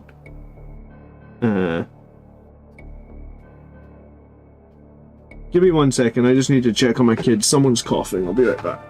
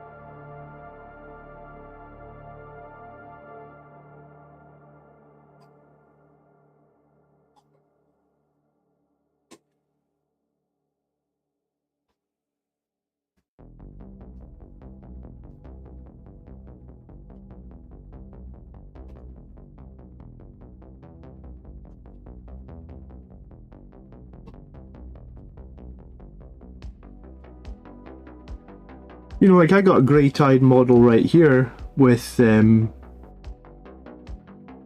just a helmet with an X on it, a shoulder pad with an X on it, with skulls, an eviscerator with your standard like filigree blood drop, a little winged piece, and then a backpack with an X on it. I mean, I don't know what part of it doesn't look 40k. I mean, to me it seems fine. I like it. I mean, if you don't like it, it's your prerogative. Don't buy it, you know? I mean, the only other option now is to try and find someone else doing 3D parts, because Games Workshop don't really offer Death Company parts anymore, apparently. Like the new Death Company stuff and the new Sanguinary Guard stuff. There isn't really much option there anymore, I guess, right?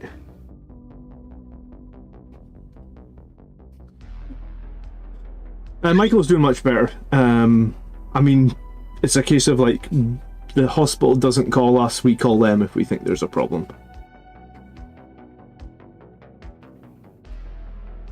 I'm only one who dropped $400 on the old Sanguinary Guard bits in preparation for this.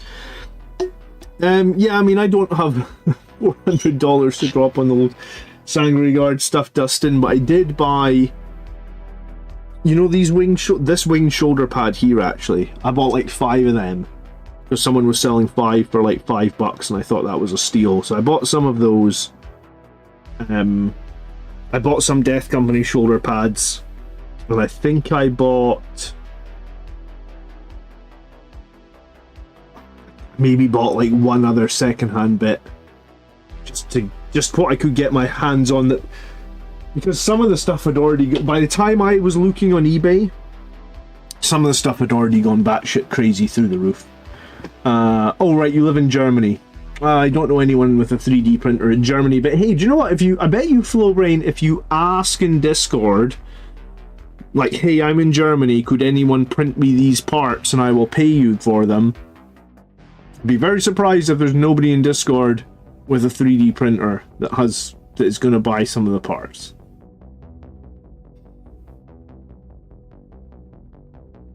Hello Marius, good evening. For some reason I thought it was Friday. How much have you drunk today, Marius? Saturday typically comes after Friday. Art lost some Sanguinary Guard bits via Royal Mail, that sucks. When do we see the new detachments and points hit the tournaments? We think within the next month, Bear, but we don't really know. How much are the Crimson Lord SDLs? You need the link again. Let me put it in chat. I don't think they're that expensive.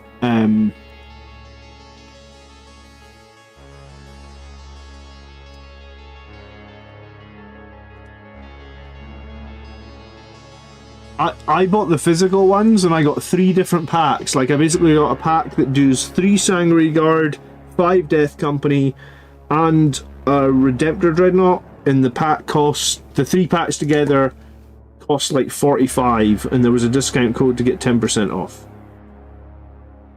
But it's a bit cheaper if you can buy the SDLs, Mark. There's the link in chat, by the way.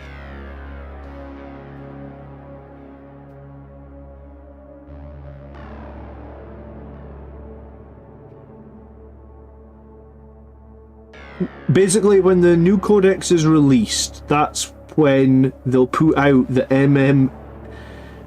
I can never say that thing right. The munition MFM, whatever the why don't they just make it like an easier thing to say?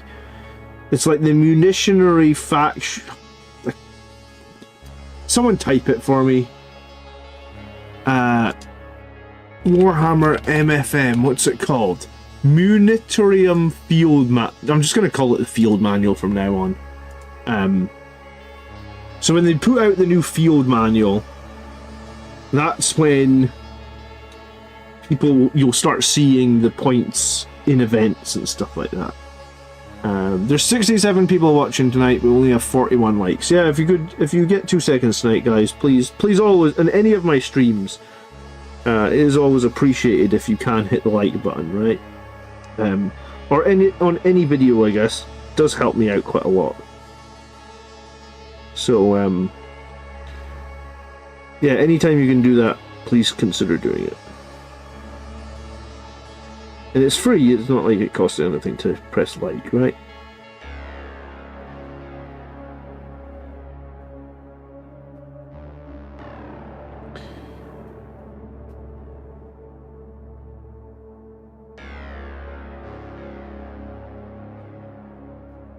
God, this music sucks. Let me change the track. I need something a bit more upbeat. There we go. He's Scottish, that's a hard word to pronounce. I always use that excuse, man, when people say to me, like, you know, like, you suck at English, and I'm like, yeah, English isn't my language, man.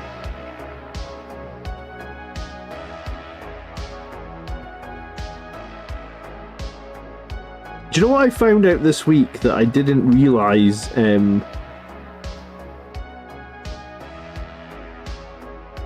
American English is weird because in American English, everything takes it like one step more descriptive.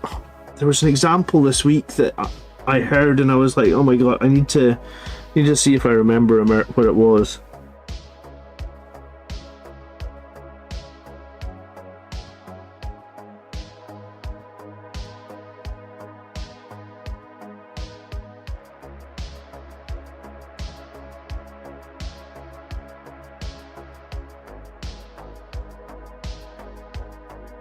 But yeah,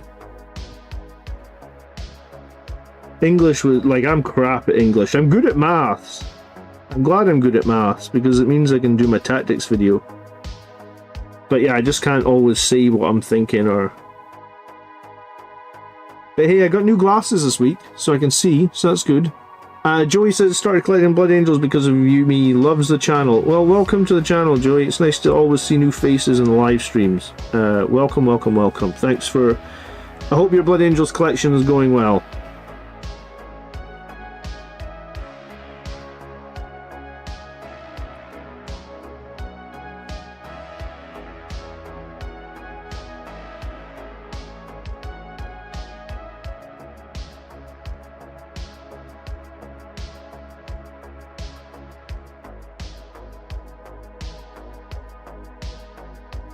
purple burglar alarm, maybe.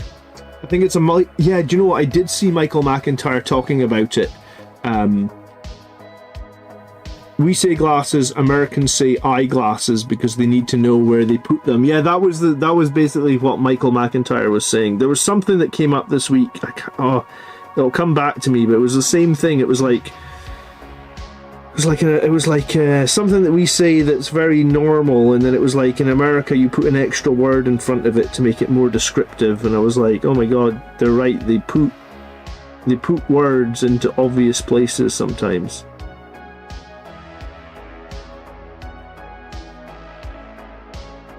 But yeah, it's, the problem with English here in Scotland is a lot of people in Scotland speak what we call Scots, which is basically like just this really hard slang on English, which means like lots of words get abbreviated, lots of words get shortened, and then what it means is, as a Scottish person, it is very difficult to learn English because every single word is shortened.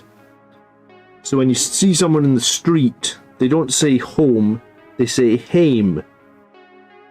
So, for example, in English you would say, I am going home for the week, right? In Scottish you would say, I'm going hame for a wick. So week becomes like wick. Like, so you would think week is spelled W-I-K. I'm going hame for a wick.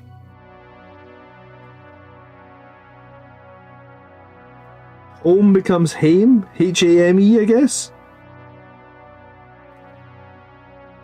And I'm going probably becomes something like I'm gayin'. God knows how you even spell gayin'. It would be like G-A-N-N-E or something. Gayin'. I don't know. But yeah, so it means like, as a kid learning English, I found it very difficult to learn English because no one here speaks English.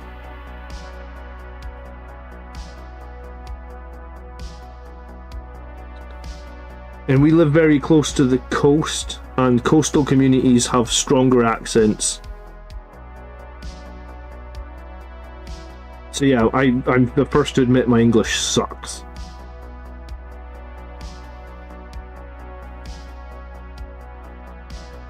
We Geordies say I'm gain yem. Okay. Well, exactly, yeah. So how are you supposed to spell when everybody speaks wrong? It's a backyard and not a garden example. Yeah, we would. Do you know what? We sometimes call it the back garden. So I guess that's the same. If your house has a garden at the front and a garden at the back, we would describe the back garden as the garden at the back garden. So there is some things, but yeah, there's some weirdness there where like that American thing will come back to me. I'll write it down when it comes back to me. That's why we go to school. Well, yeah, I mean, we do go to school in Scotland too, Nick. But, yeah, I always found English very difficult. But I think I've lost a lot of my accent, and I think my English is pretty understandable now. I mean, you guys make fun of me for certain words, but I can live with it.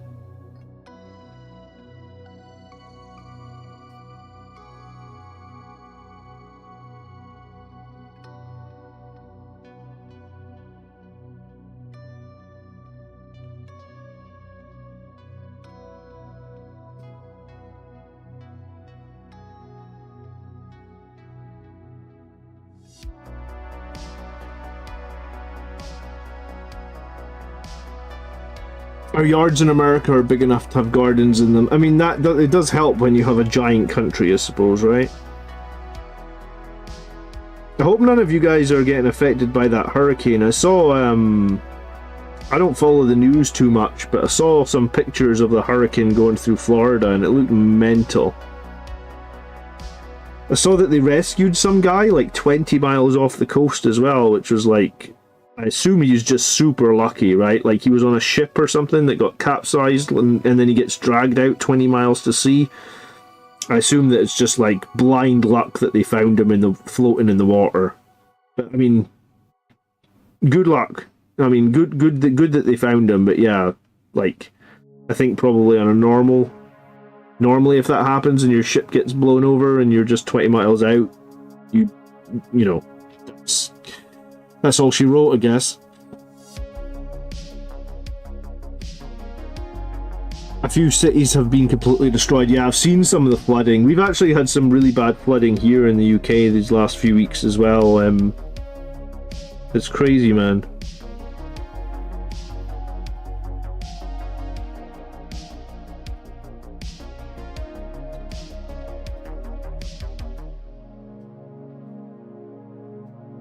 Maybe one day we'll evolve enough as humans to be able to, like, control the weather or fix the weather, because it seems very sad when people die to just bad weather, I guess. Or Alex likes my accent. Look at that. Do you know what we'd call you in Scotland, Alex? We would call you a sook. That means that you're like sucking up to me. It means like you're trying to be my buddy. If you said something nice, we'd be like, "Oh, you sook."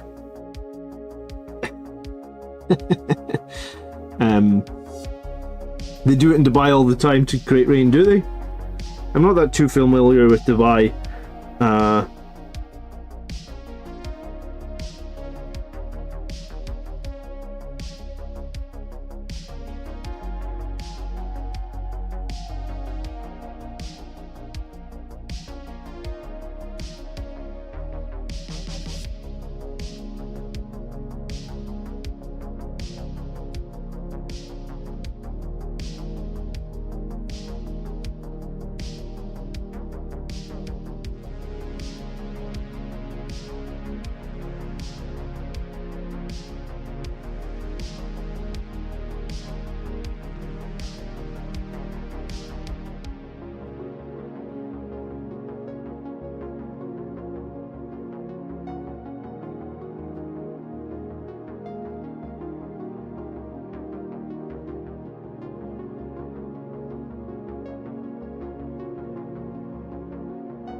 You know, I'm going to be very sad when the pots of Agrax Earthshade that I have just run out, because I'm not a big fan of the new formulated Agrax Earthshade. I quite like this old one.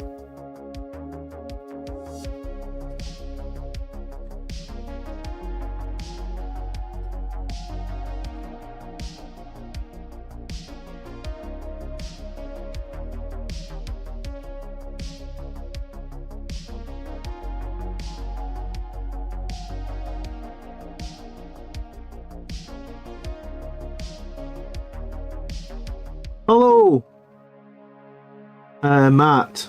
Thank you so much for advertising the campaign. No problem, Matt. I think just a lot of Blood Angels players were unhappy with the lack of Death Company stuff in that new Death Company box, man.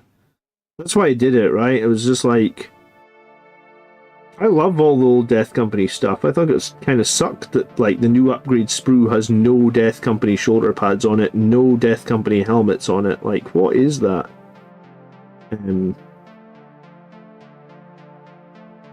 Yeah, I felt very sad about that.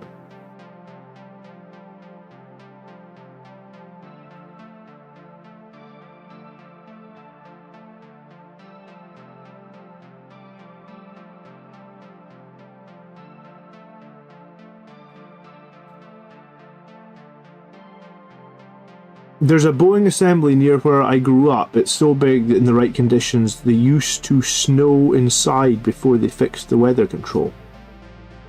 It's like the hangar is so big that it could snow inside it. That's crazy, man.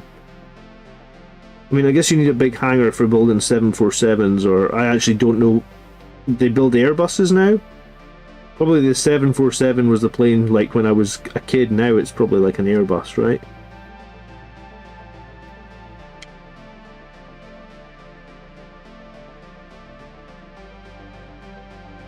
Jack says, I don't really dig the ornate Death Company stuff because they're supposed to be going to their deaths. I haven't painted my Death Company and I'm trying to paint them red and then trying to black them out. I mean, that's fair enough, Jack, but I hate painting red X's. I'm generally pretty bad at it. I don't do that much freehand painting. In any of the models that I paint, I do very little freehanding. So I would much rather just buy shoulder pads with red X's that I can, like, I can trace, you know, and I guess that's essentially what a shoulder pad with a red X on it is. And like, does this one look that ornate, for example? Like, it's just an X with little skulls around it and a bit of armor, right? Like, it's not that ornate. I don't think it feels too ornate. And yeah, maybe, like, I have made masks before. I have used masking tape before as well.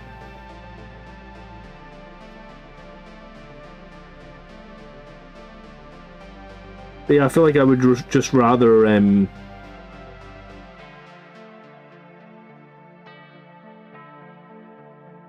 paint, you know, like, just rather paint a red X.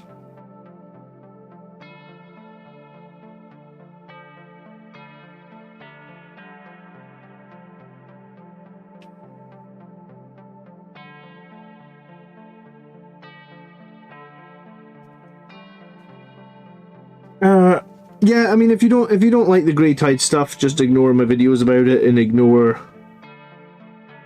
don't buy it, right? I mean,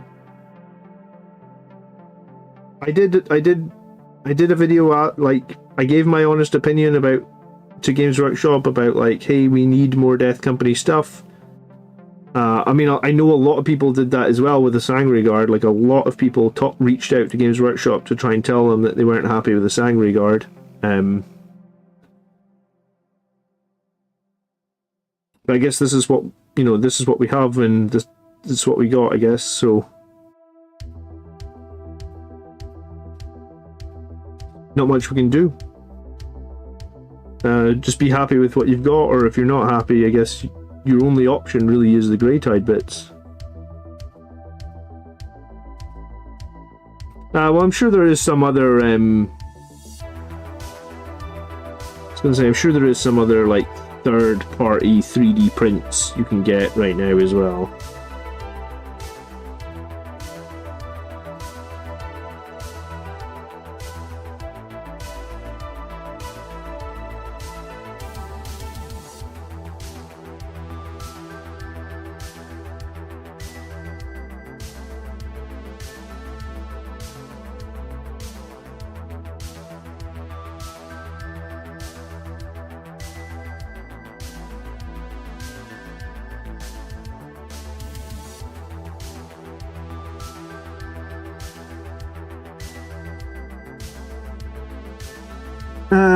Matt, if you submit an army list over on the community tab, that's correct.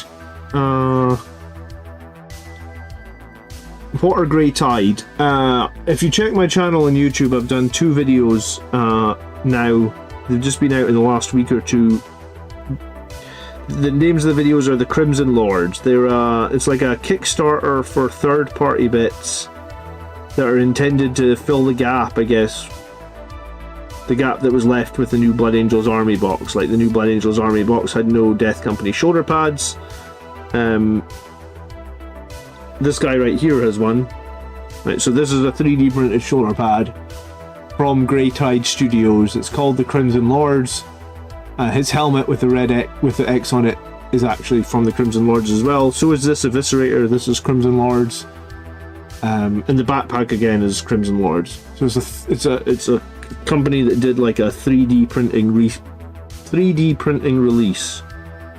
for a bunch of bits to give your Blood Angels a bit more flavor, I guess. You can check it out. I've done 2 videos on them. Did the Crimson Lords give you a discount code that would give you credit from the sale? No. They gave me a referral link, but I don't get anything from the referral link, so I guess the referral link just shows them how many people actually came to their website from my community. Or from the community here, I guess. I wasn't really after anything, honestly. I was honestly just happy that there was a, like I said, I like my Death Company to have X's on their shoulder pads. It's as simple as that. I like my Sanguinary Guard to have wings. It's probably as simple as that. They're two key things that I think my Blood Angels should have. Without the Crimson Lord stuff, I wouldn't have had those, or I wouldn't have had those options. And I'd actually been looking into the Crimson Lords before the guy from Crimson Lords emailed me. So I mean, I was probably going to email him and be like, hey, you know, I'm a Blood Angels channel, can I get some free shit? And then, like, honestly, like, I was looking into it one night, and the very next day I checked my email, and he'd already emailed me basically saying, I'll send you some free stuff if you make a video. And I was kind of on the point of, like, I was going to make the video. I was kind of I was ready to do it anyway. So it just worked. The timing just worked out, I guess.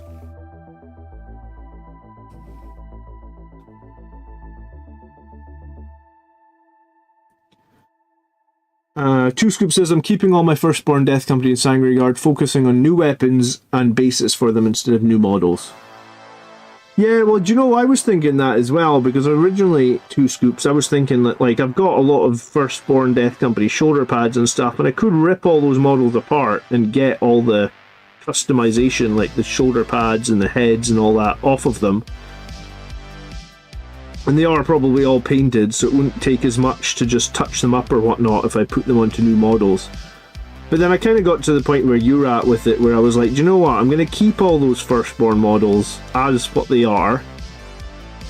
I might do something with them. I mean, I might still run some of them from time to time. I'm not going to rush out and replace every single model I have with a Primaris model. Like, I am going to buy maybe 3 of the new Sanguinary Guard. I mean, I've got like 30 Sanguinary Guard as it stands, right? So I'm going to buy maybe 3. I might get the Combat Patrol. We'll see what the price is. So I'm going to get like 3 or 6 of the new Sanguinary Guard. So yeah, I think I'm kind of in the same boat, that like, it's a lot of money to lose, I guess. Like, if you just had to throw all your Firstborn stuff in the bin, that's a lot of money to lose, and I'm not really willing to lose it all, or I'm not really willing to do that. So yeah, figuring out a way where, like, I'm gonna do some replacements is probably like a more reasonable thing for me. And I don't live near a Games Workshop, so I'm not typically, like, I haven't been to a Games Workshop event in like a decade. When I go to tournaments, it's usually local tournaments to support like local gaming groups that I know. So based on that, I felt like, well, do you know what, I'll probably just keep doing that anyway, so it won't be a problem for me if some of my pieces are 3D printed.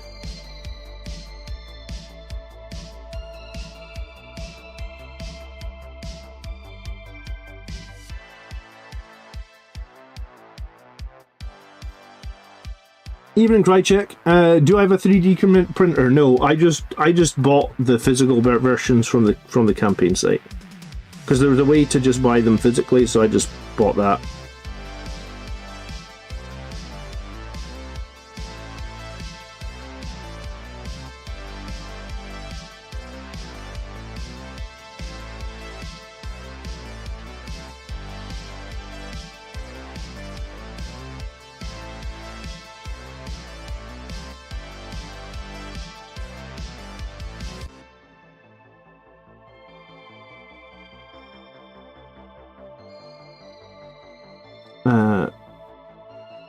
Matt, do you actually play in Games Workshop tournaments? Do you? Then you have to update everything, I guess.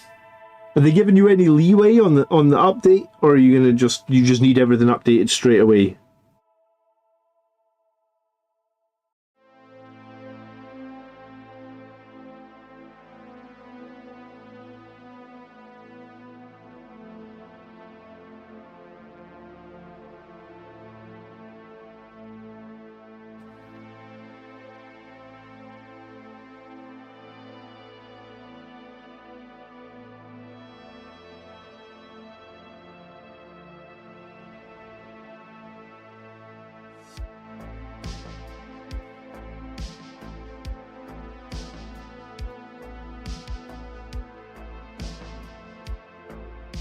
Do you want a 3D printer for Christmas? I don't know where to put it, man. I don't have a lot of space. I mean, the only place I think I could put it would be like my garage, so that like my young kids don't get into the 3D printing and destroy it. But yeah, I mean, I don't really know. I hadn't, like, a 3D printer wasn't really on my wish list of things to buy. I usually quite like buying the official stuff, I must admit. You know, I usually always buy, like, it. I only buy 3D stuff, like, typically as a last resort, like, if I can't get what I wanted. So I guess this is the situation where I can't buy the sprues from Games Workshop, so I feel like I'm forced to buy them elsewhere, right?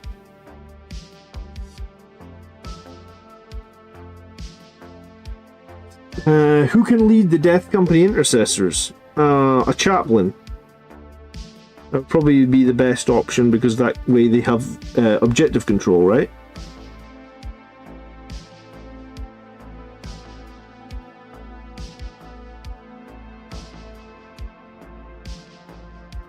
Robert says owning a 3D printer is overrated. How come? Elaborate. Tell us, Robert. Why is it overrated?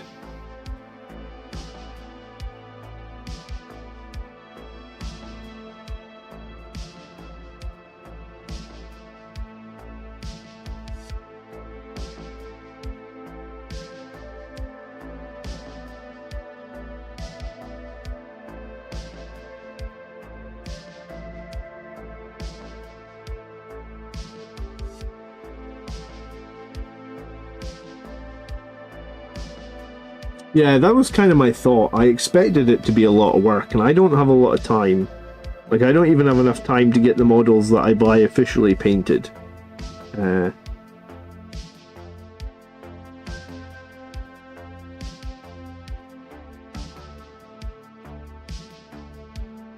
It takes a lot of time to make those YouTube videos, right? Like, the one that I made this week, the Sanguinary Guard one,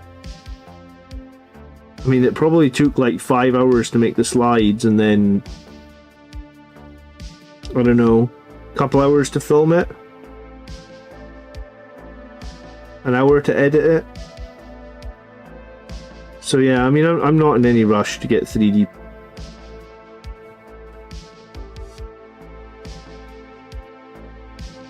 Like, I don't really do any, like, what would you call them, like total conversions or anything like that, you know, like where it's like a completely third-party model. Like, I don't really do that stuff.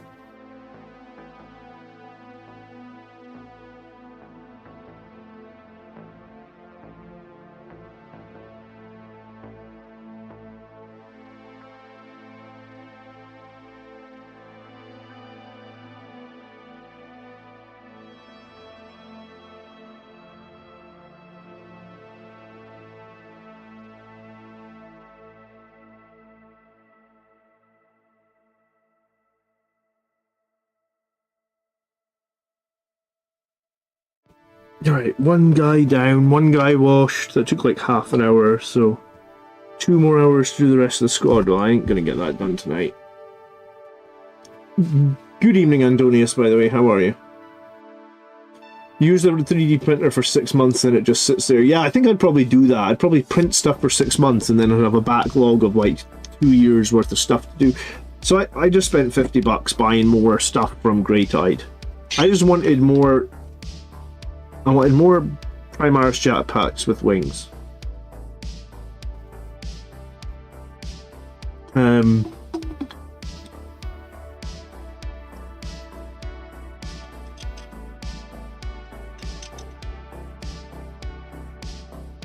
Well, see, there's so many of you guys in the community that are kicking ass with 3D printing. If I needed something, I could probably just pay one of you guys, right?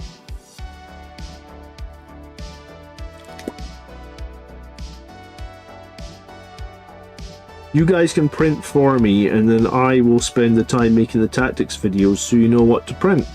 So win-win.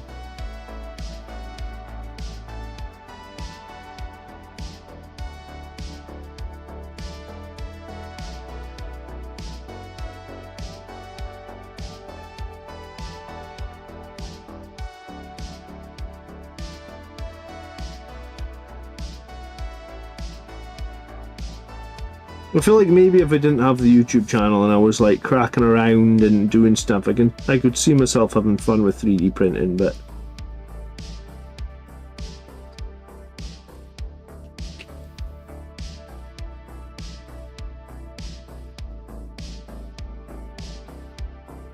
hey, I may still want some bits printed, Eternal Crusader. We'll see. We'll see. Who knows?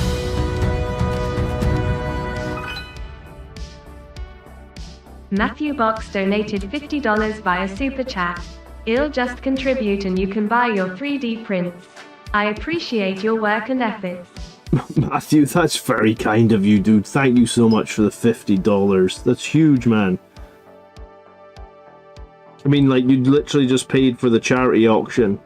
Thank you so much. It's very kind of you.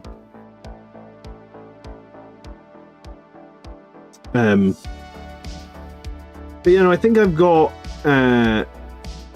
based on the fact I spent $50 the other night on Greytide stuff, and I had a few bits of, I bought a few Firstborn things on eBay before the prices went astronomical. And I've got a whole drawer of models that are built, that need painted or whatnot. So I think I've got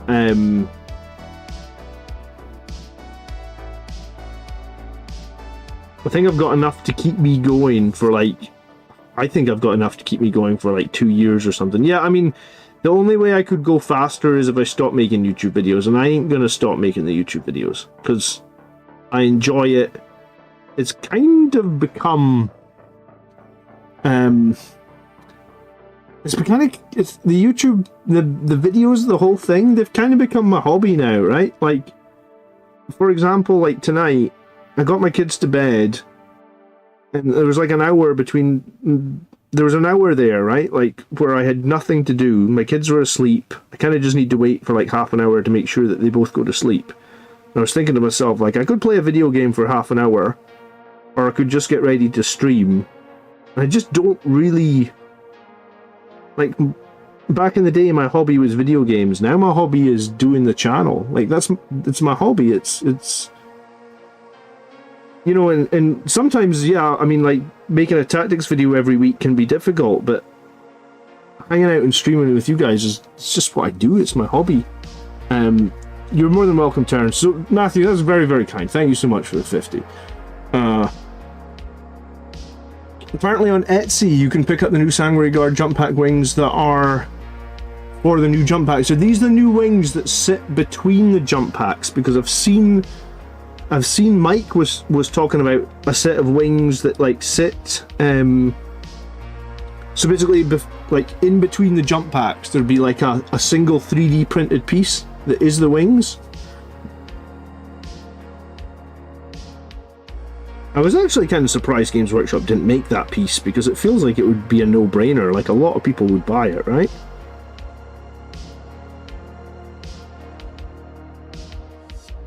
But yeah, Mike from the members only Discord room was talking about it the other day. He sent me a picture of it. It looks good. Like, it looks like it's something that I would use. They just go on before the jump pack. Yeah, Nick, I've seen those ones. They look cool, man. Haven't actually seen anyone selling them, but they look like they would just work perfectly. Basically, where I am at with it is, if I am going to make new Sanguinary Guard, my new Sanguinary Guard will have wings. Right? I'm not doing the stupid little flaps. I'm just not. I don't care. Like, arguably, I suppose you could say that the flaps will be more competitive, right? Because, like, they'll be smaller, and they'll give the model like a smaller footprint. So arguably, having those little flaps might actually be more competitive from, like, in terms of like being able to hide your Sanguinary Guard behind buildings or something like that. I honestly don't care. You know, I feel like I do pretty good competitively. I feel like wings on a Sanguinary Guard aren't going to make too much difference, so I'm going to have mine with wings. If it means in one game I lose the game because my wings mean that I'm sticking over a building or something, so be it. I just think it's for me, it's like a deal breaker, them having no wings. Like, I just think it's unattractive or something, I don't know.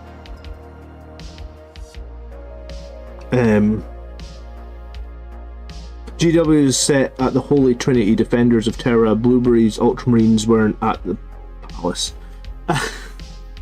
I mean, my understanding of the whole wings debate, though, is lots of people emailed Games Workshop saying that they were unhappy with how the new Sanguinary Guard looked. Because there was like a petition where it had like a couple of thousand signatures, and like people were like advocating, like, email Games Workshop, like there's a FAQ website, right? Like, email them at their FAQ website telling them that you don't like the new Sanguinary Guard. And like a lot of people were emailing them. They must have had at least a couple of hundred emails. I mean, they're in there, they can ignore them, I guess.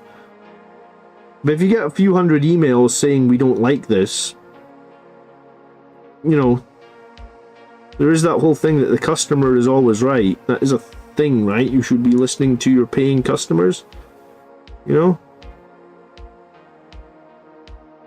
I don't know. So yeah, I just didn't like the fact that they don't have wings. I've always, you know, for me, they've had wings for 20 years.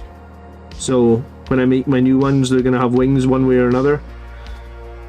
If I'd been more on the ball, maybe I would have bought more Firstborn wings and been more prepared. Like, I can't remember who it was, but someone said they spent $400 buying the Firstborn stuff. You know, maybe I would have been on board with maybe not spending $400, but maybe I would have been more on board being prepared to have a bunch of money to splurge on the Firstborn stuff. But then here's the thing, they never really give you that much time. You know, like, it's like, oh, the new box is pre-ordering in 2 weeks. You know, like, I actually kind of dislike how they do that, like, 2 weeks pre-order thing, because, I mean, if everybody in the channel is in a great financial situation where they can, you know, like, if tomorrow, because it's Sunday tomorrow, how do you get in the members Discord? Type !Discord. You should get straight in. You just need to connect your account to Discord. If you don't know how to do that, I can show you. You know, for example, tomorrow it could be the pre-order of the new Blood Angels. We don't know. It could be. And then you know you'll have what, a week or 2 weeks to pre-order them. They could be a couple of $100 for what you want. You know, you want the Combat Patrol, you want the new Sanguinary Priest. I mean, it's a bit different that these aren't limited edition ones, but I don't like how they do the pre-order with such a small window, because, you know, like, if you're lucky enough to be in a great financial situation where you can react and just be like, oh great, you know, there's a pre-order coming, I can suddenly pivot and have $200 ready to do the pre-order, cool. But I'm sure there's some people that can't. You know? And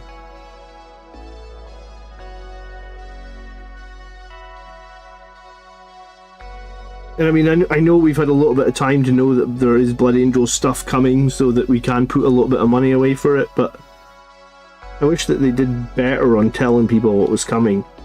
Because, you know, like, especially like if a video game's coming, you get like 6 months to know about it, right? Like, we all knew Space Marine 2 was coming for 6 months, so if you wanted to pre-order it, you had a little bit of time to, like, budget, like, hey, you know, I need $100 for Space Marine 2. I actually don't know how much people paid for Space Marine 2, but, you listened to Valrak and had hobby bucks saved up. Hello, Crozier, good evening. Yeah, no, I mean, I listened to Valrak as well and stuff, but still, I don't think everybody's in such a good situation. And I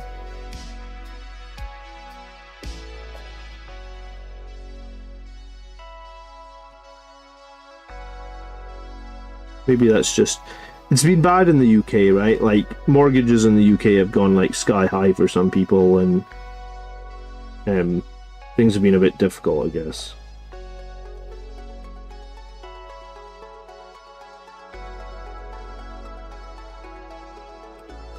It's a bit like Apple don't tell people when a new MacBook is launching. Yeah. I mean, I get it, I guess. People wouldn't buy any of the firstborn stuff anymore if they told them, I guess. That's the main thing, right?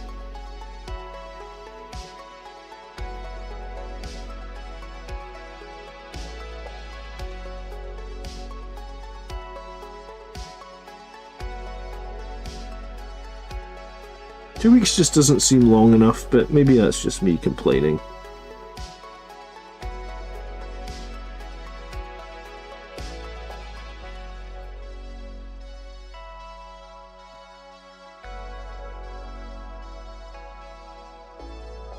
Crozier says, I think some of the firstborn heads and shoulders will look cool in the Sanguinary Guard. Yeah, I mean, if you can get them, Crozier, they will look cool. Some of the firstborn stuff on eBay has gone crazy priced, though. Like, I saw a Sanguinary Guard box, I think someone shared it in Discord, it was going for like 2 times retail value or something like that.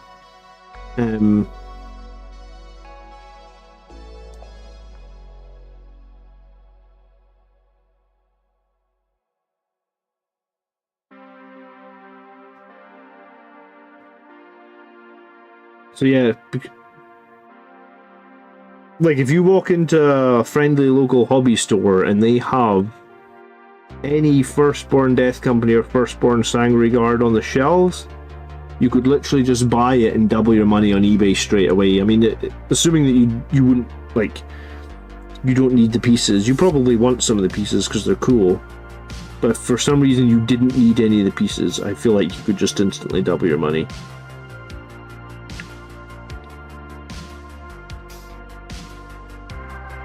I know someone had like 3 Blood Angels tactical squads and they were just going for like $300 a tactical squad or something on eBay.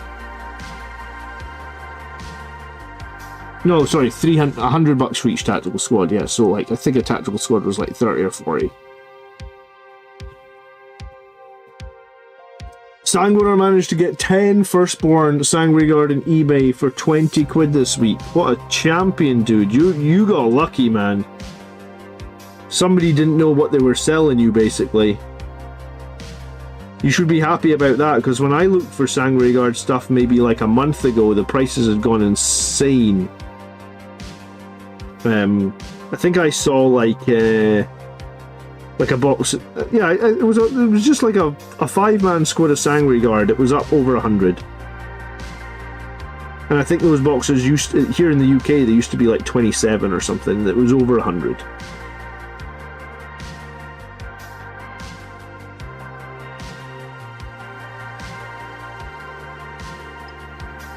Nick bought 6 of the old Firstborn Death Company.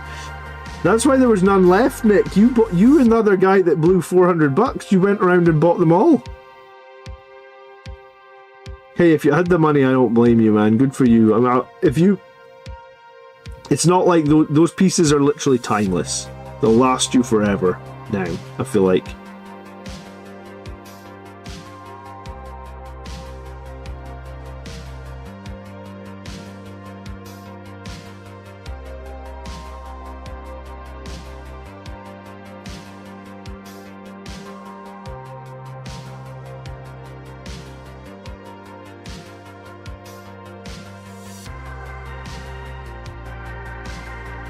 I saw some people selling those like Bloodbound.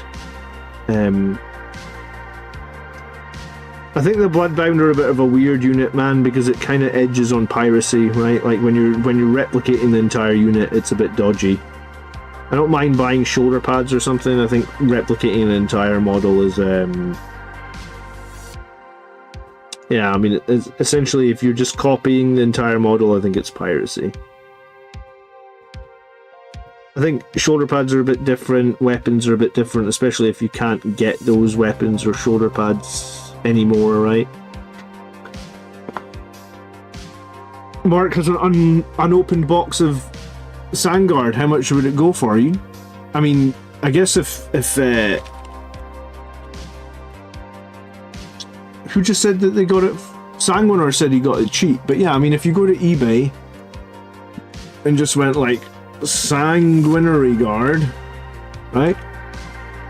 What you should do is like scroll down here on the left on eBay, and you can see like we could go UK only, and then we could go completed listings. It's like completed items. So I think that means that it was sold. So,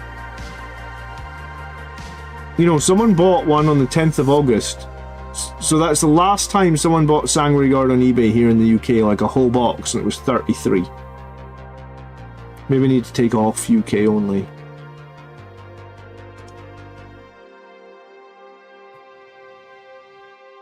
Is this... do I have to sort it when I ended recently? Okay, so maybe it didn't... Yeah, look, there you go, though. There's one listed at 84. That box was £27, so that's 300%. 75. So none of them are selling at 75 or 80, but people are listing them at almost 300% markup. Because you used to get that box of 5 Sanguinary Guard for 27. What's Firstborn? It's just the old models. It's the models that had been around since the 90s, the 2000s. We just call them Firstborn. They're just the old sets, I guess, outline. If you're new to the hobby and you hear Firstborn, it just means Primaris Marines came out in I think it was 7.5 years ago. So Primaris Marines came out in like 2017. So basically it means it's a model that was made before 2017. Like, not just made, but like sculpted and designed and put on sale for the first time before 2017. All Marine releases since 2017 have been Primaris Marines, which basically means they're a bit bigger, they're easier to paint, they're generally nice. I would say they're generally nicer models. But unfortunately, the new Sanguinary Guard models have not been well received, and the new Death Company models didn't come with any Death Company upgrades. So for the most part, the Primaris stuff is newer and better and superior, except in some situations where things haven't quite gone the right direction, and as such, like I said, some of those old kits have become very valuable or selling very highly, I guess. Yeah, 80, there was a box for 70, there was a box for 80, but they haven't actually sold at that. That's just what people think they're worth. But I guess, so probably if you listed your Firstborn box somewhere between that, like 50, 60, you'd probably get it sold. Because you can see when we click completed listings, Mark, there's no movement, right? No one is selling Firstborn Sanguinary Guard on eBay anymore. Which basically means like there's no one has them to sell them, I guess. Or very few people have the unopened boxes to sell them. Because if people had done open boxes and they were selling, they would be in that completed listing section. Basically, anytime you're looking for something on eBay, you can use that completed listing section. Or anytime you're trying to sell something, if you've got something you're not sure how much it's worth, you can use that completed listings to see if other people have sold the same item and how much they got for it, etc, etc. I often use that when I'm like selling old board games or something, you know, because you can put your old board game in and be like, oh, someone sold one like last week for like £35, so maybe I'll start mine at like £35.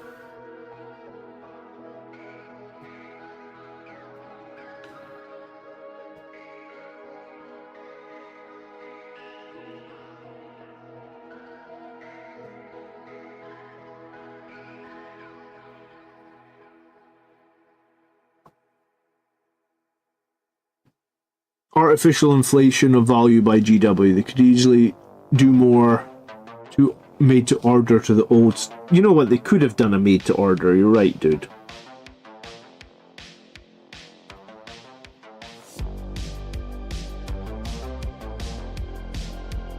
Especially when the general reaction of the Sanguinary Guard was so bad, they could have been like, right, everybody's really hating the new Sanguinary Guard. You know, like there was memes on Reddit of like people showing the the old kit and saying like that it's the new Sanguinary Guard upgrade sprue and stuff. So they knew people were really hating it.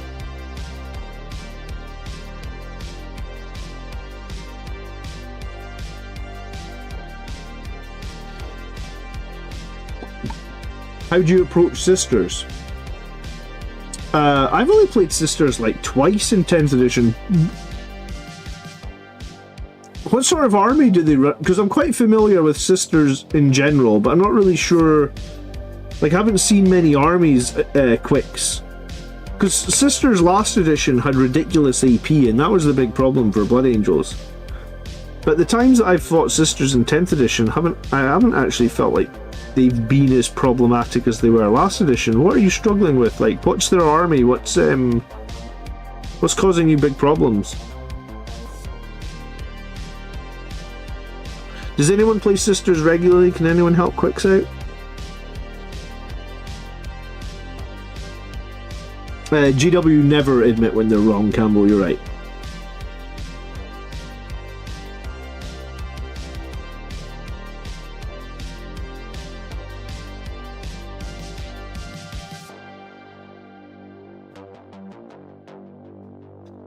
It's some sort of weird corporate thing that happens when companies get big. They just don't admit when mistakes happen, I guess.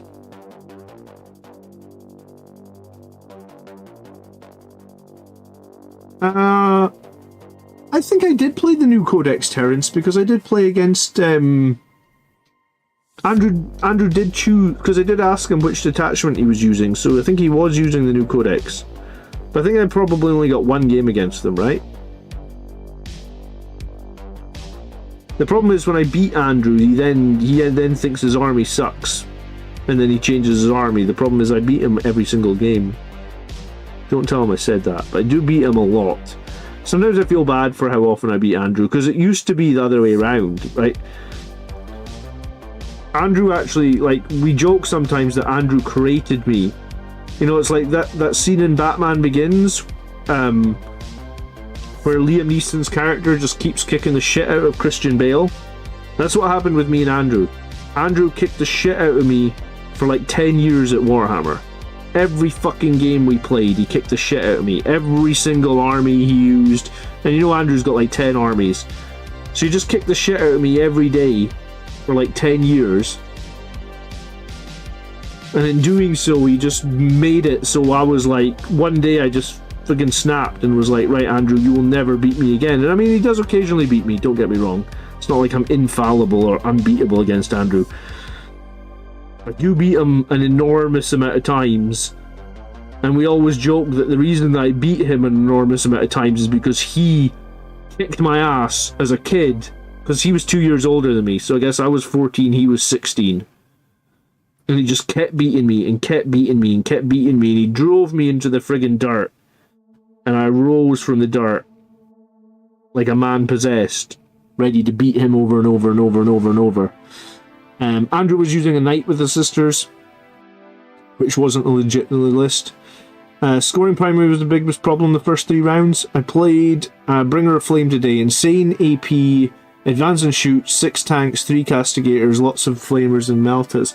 Do you run any impulsors in your list? Or you don't have impulsors?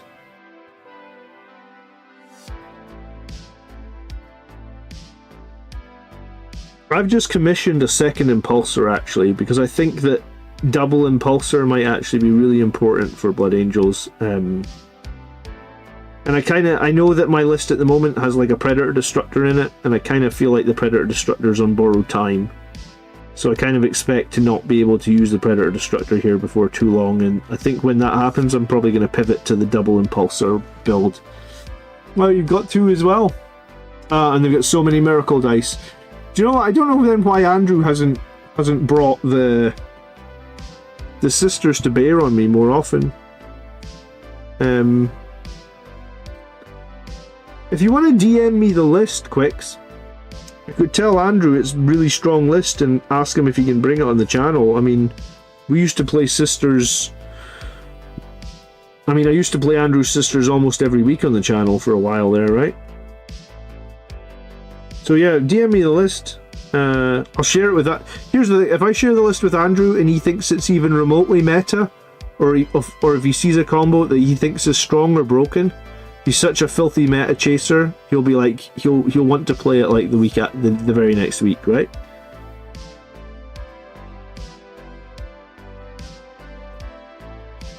That's the great thing about Andrew having all those armies and also being a filthy meta chaser.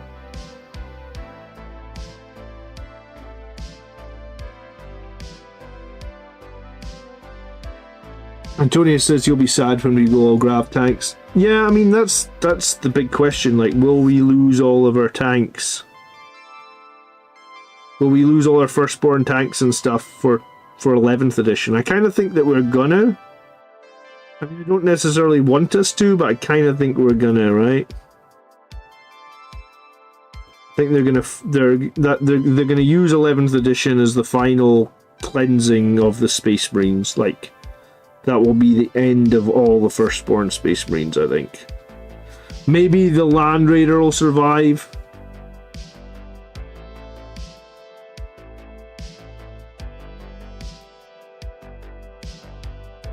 But who knows, right?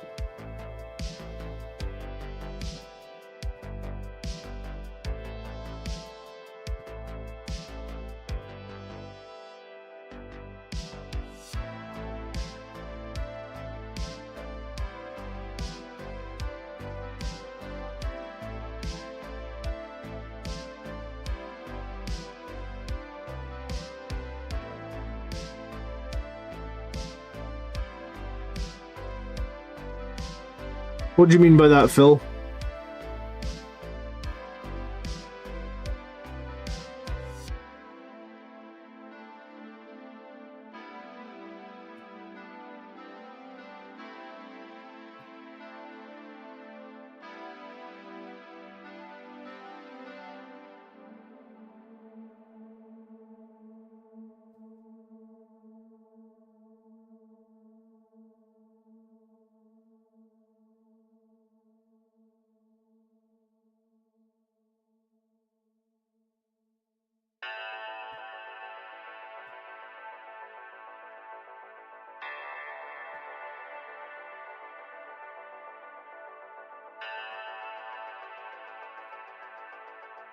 He means armies will cost 50,000. Yeah, Alex, let's hope not, huh?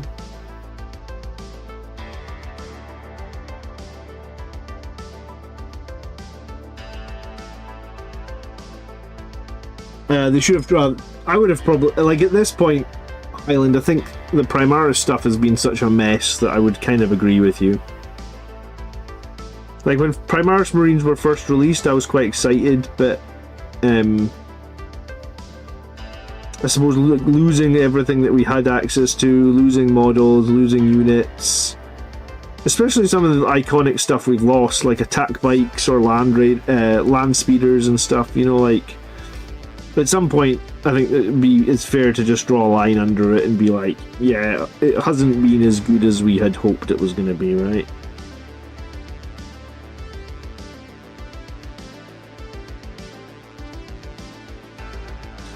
At least the new Terminators just got upscaled, right? Hopefully they do that with a few more units, I guess. Be nice maybe if they did that with like van vets or something. So you don't have to replace all your van vets. I have 30 van vets.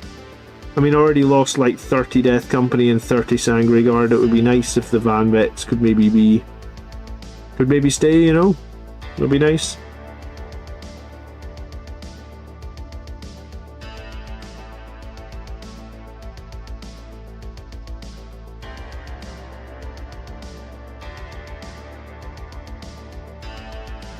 The ATVs looks like crap.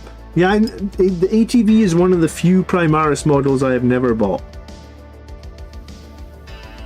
Cambo says the channel has had a big boom since the Blood Angels release. Yeah, it's been massive, Cambo.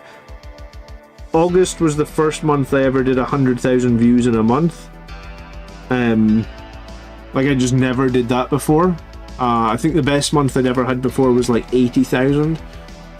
So I did 100,000 views in August, And September, where we stand, it's the 28th, and I'm at 90,000 views for September.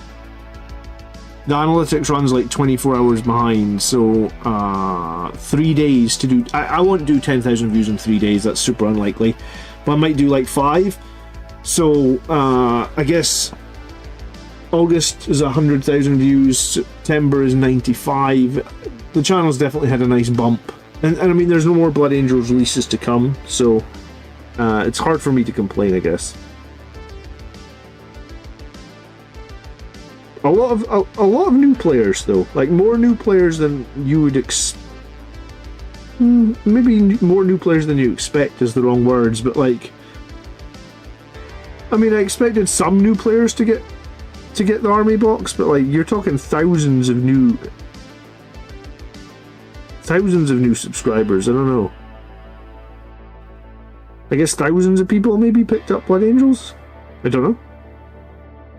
I guess I've got no way of correlating any of the. I've got no way of knowing if. Well, I really have no way of knowing anything about new subscribers, I suppose. Just when people come in and leave a comment or say something in chat, I guess. But yeah, hitting 100,000 views in a month was kind of like. Well, it was cool, but it's also kind of weird to put into words. Like it becomes an unfathomable number, right? And that's the weird thing about it, right? Like it's just a number that you can't really understand, because I think YouTube also tells you like watch time. So like if I go to August and like look at watch time, so hours of the channel watched in August was like 20,000 hours. So if Star Wars like A New Hope is 2 hours long, I have to do that math, hold on. So 20,000 divided by 2. That's 10,000. So that's the equivalent of... Thanks so much for subscribing, Bungie. That's the equivalent of 10,000 people watching the channel for the equivalent length of Star Wars in a month. Like, it just, like, the number, like... I can't even imagine, like, Valrak with its 200,000 subscribers, like... Yeah, I mean, like, for him it must be like 10,000 people watch Star Wars. So in his channel, it must be the equivalent of like 100,000 people a month watching his channel for the same length of that is Star Wars. So right here, there's the interesting thing, right? Like if you put that together, like 10,000 people watch Star Wars in a row. I actually want to do that math, right? So to get from hours to days, you divide by 24. To get from days, you divide by 365. So like on his channel, in a single month, he's getting like 22 years of people watching Star Wars. It's just insane. It doesn't make sense, but I mean, just for one guy talking about Warhammer, it's crazy. Do you know what? I actually haven't watched Valrak, I think, probably since Space Marine 2 came out. I think I've maybe been too busy, probably with the new Blood Angel releases. He'll be missing me, I haven't been in his live streams, so his live streams won't have been quite as good, with obviously me missing from them. That's what I like to tell myself. No, I must admit, I haven't watched Valrak in like, probably like, I guess, like I said, my channel's been going smashing, been getting all these new views. I've probably put out more videos, right, than normal, just because there's been more Blood Angel stuff to talk about, so I've put out more content, which means I've not been watching other people's content. So yeah, that's all it is. That's all there is to it, I guess.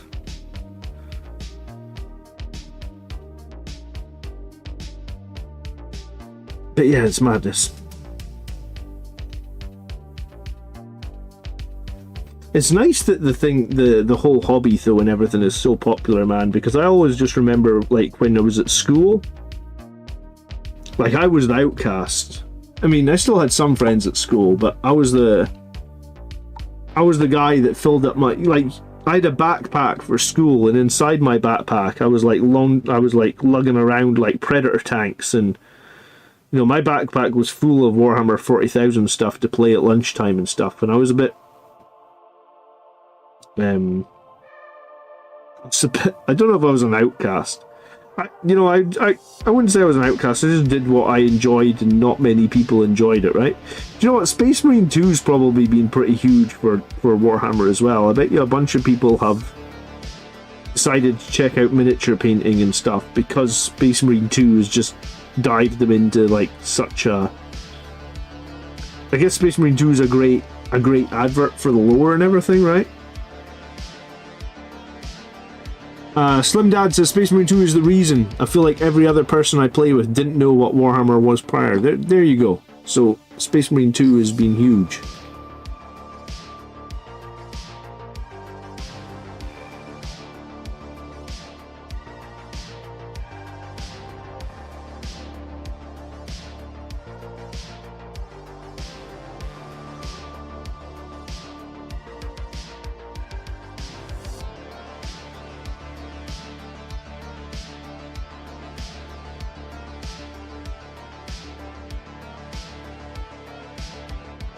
Well, if you ever come to one of the tournaments that we're hosting, Cambo, we can go for a pint, because Phil flew all the way... I forget where Phil lives. I think he said he was like an hour south of Washington. I know he flew here from Washington, D.C.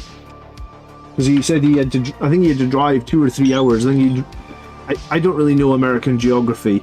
But I think he said he was somewhere like 2 or 3 hours south of Washington, D.C.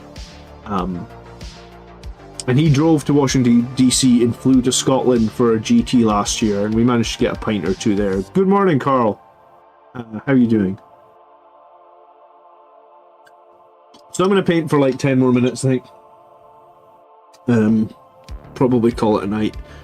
My wife will probably be getting back home soon, so it'd probably be good if I'm all tidied up for when she gets home, just because she'll probably want to speak to me. Asked me if the kids were actually well behaved tonight, but yeah. I let them stay up later just watching Lucas the Spider on Netflix, and they got tired. I let them up stay past their bedtime. I'm a lazy parent. Don't judge me. I wanted an easy bedtime. You're just down in Fife. Well, you've got no excuse, man. It's like a 3-hour drive, maybe less. You should come, we'll go for a pint.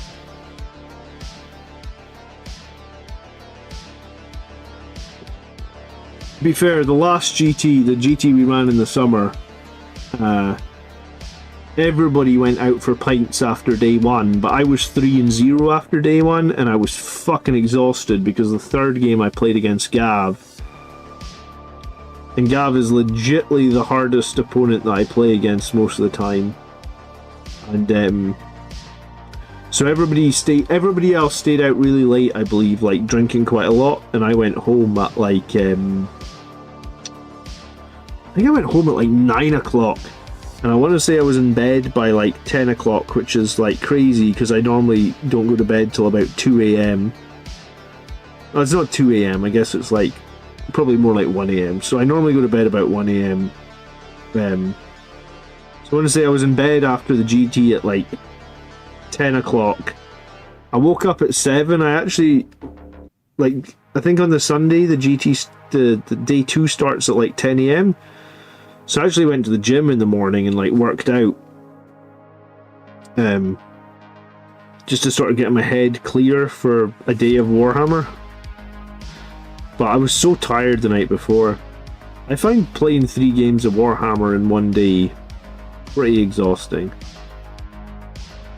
And by game 3, like, I am ready to make some mistakes. Like, I cannot play at a top level. That's why I think if I went, like... I think if I went to, like, the London GT or something like that, I don't think I would do that well. maybe I can go like 4-1, but I don't think I can go 5-0.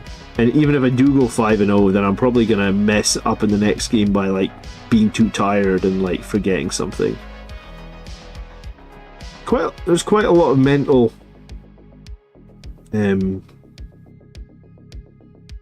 work in the Kingdom of Fife, I guess.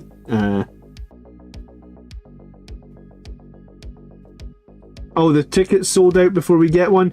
Well, next year, if you want a ticket, man, when we announce it and you're keen for a ticket, message me directly, because the tickets did sell out in day one. But like, if you're desperate, if you are going to desperately want a ticket, then if you message me directly, I can get Andrew to send you a message, and we had like a small reserved list of like 10 people that really wanted tickets. So he can like hold a ticket for like the first 24 hours or something if you're really keen. But yeah, I think next year we were wondering if we can go a little bit higher than 32 players, because 32 players did sell out.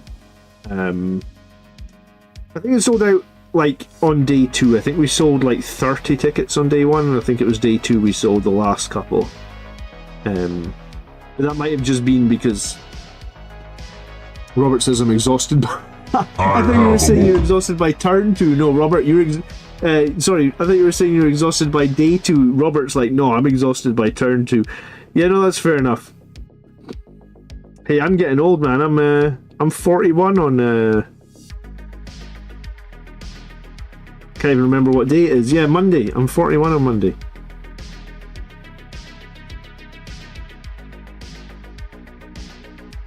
No, I hear you though. Warhammer events can be pretty exhausting, especially if you're playing against tough opponents and you've got to get everything right.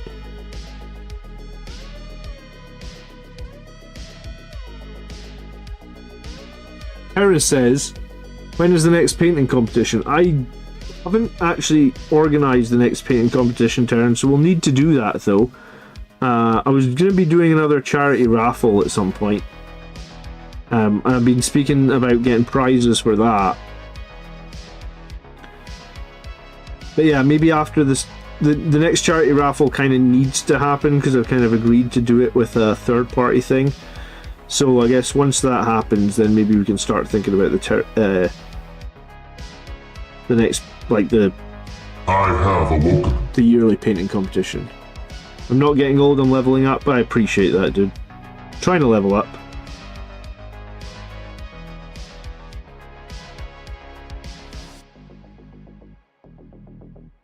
Harold says, I unfortunately only play once or twice a year and feel exhausted after every game. Yeah, I mean, it's just practice, isn't it, Harold?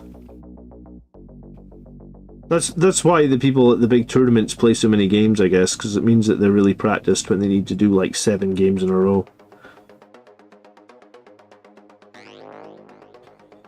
I mean, I don't drink too much caffeine and stuff, so maybe in these events where like there's a lot of games, I need to just be like, fuck it, I'm drinking way more caffeine than I normally do and stuff like that.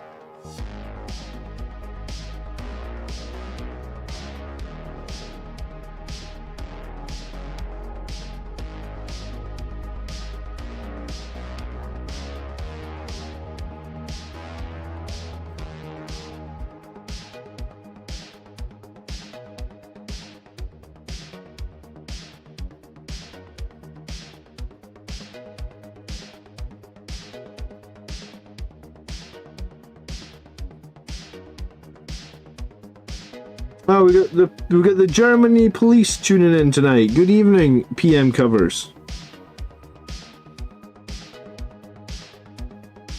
We'll say Saturday night. I think Germany's 1 hour ahead of us, so Saturday night at midnight.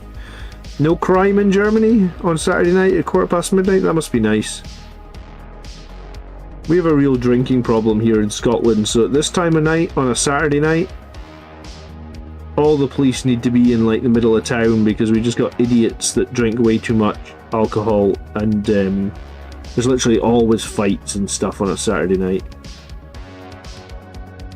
It's like notoriously bad here in Scotland. Like, it's so bad that like you just don't want to go out, right?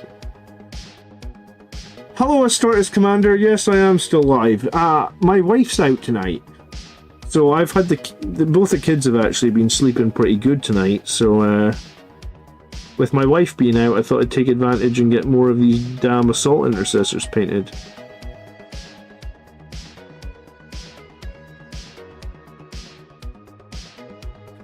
So yeah, I've been live for about 3 hours. I'm still a ways away from getting these guys done, though.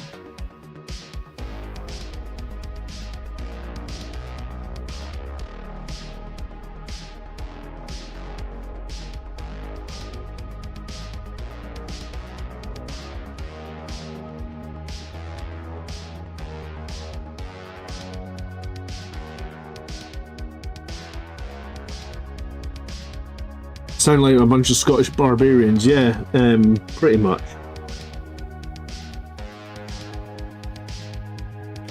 It's just a bad culture we have with alcohol in Scotland, honestly.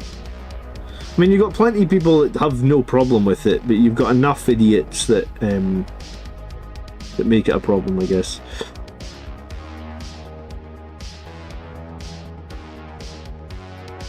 And the government seem pretty clueless on how to fix it. To be fair, the government here are pretty clueless about a lot of things, but yeah, they've tried a few. It's funny actually, right? They tried this thing in Scotland, where I assume you guys know this in other countries as well. Every alcoholic drink has a unit measurement, right? You know, like a bottle of beer is like a couple of units or something like that. I don't really know how they work it out, but every drink has a unit measurement. Are you guys familiar with this in other countries, right? Oktoberfest. Alcohol is a real problem here. I would say the majority of non-traffic related incidents or alcohol related incidents. Okay. But yeah, are you guys familiar with like alcoholic drinks having unit measurements, or is that just something they do in Britain? Is that something they do in America as well?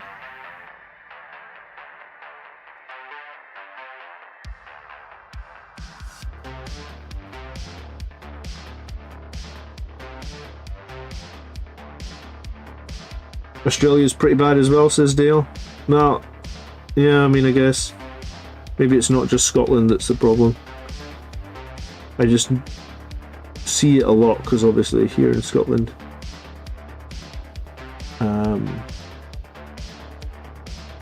Yes, you're familiar with unit measurements. All right, cool. So what they did in Scotland, get this, was they put a minimum pricing on units. So basically, like, I think they put like I guess it would be equivalent of like 60 or 70 pence, which is probably like 80 cents, like almost not quite $1, like $0.75. So like if a beer is if you buy a beer in the supermarket, let's say it's 2 units, and let's just say for simplicity the minimum pricing is $1. Then that beer cannot be ever sold. Like, even in a special offer or anything, it could never be sold for less, right? So they basically put this, like, minimum unit pricing. So like, if before you used to get a bottle of wine for, like, $4 or $5, a bottle of wine has quite a lot of units on it. So, like, a bottle of wine had to be now, like, $10. Like, they cannot sell it for any less, because it has a minimum number of units and each unit has a minimum cost, and the law says in Scotland every unit of alcohol has a minimum cost and you cannot sell it for less than this, right? So they put this in Scotland. Bear in mind, the border between Scotland and England is non-existent, right? There is no, like, it's a road that says welcome to Scotland, right? There's no, like, border patrol or anything there. It's just a road. I mean, I'll fucking show you the road, right?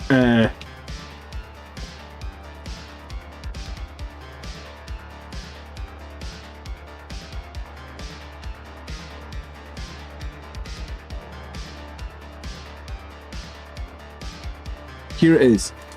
This is the border between Scotland and England.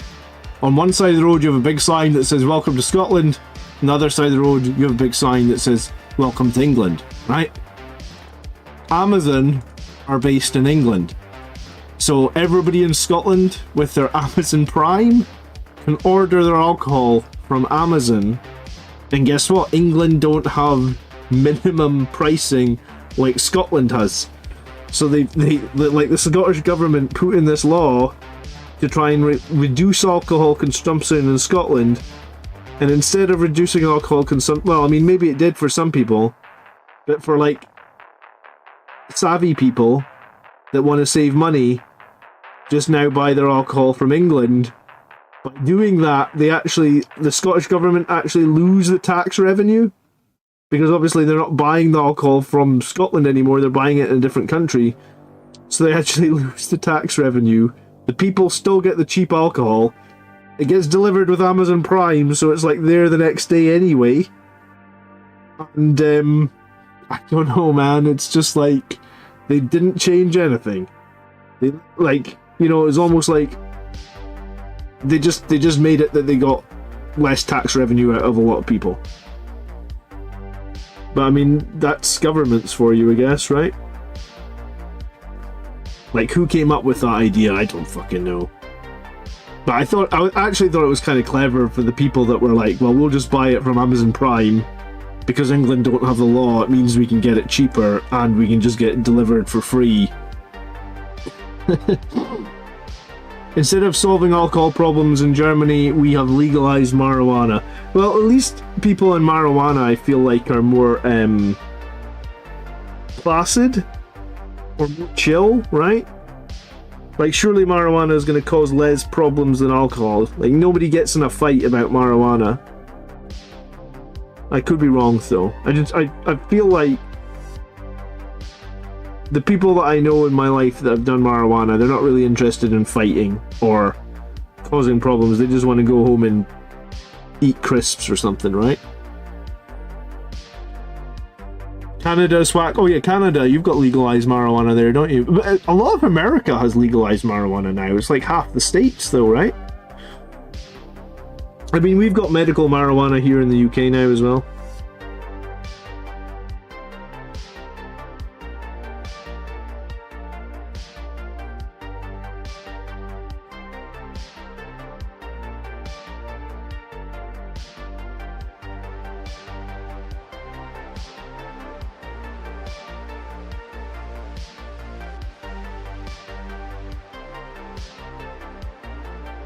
They have pot shops on every corner in my city. What city are you in, Antonius? Do you have a lot? Here's a question though. Do you have a lot of crime with the pot then, or what's the crime right? What's the crime like? Sorry.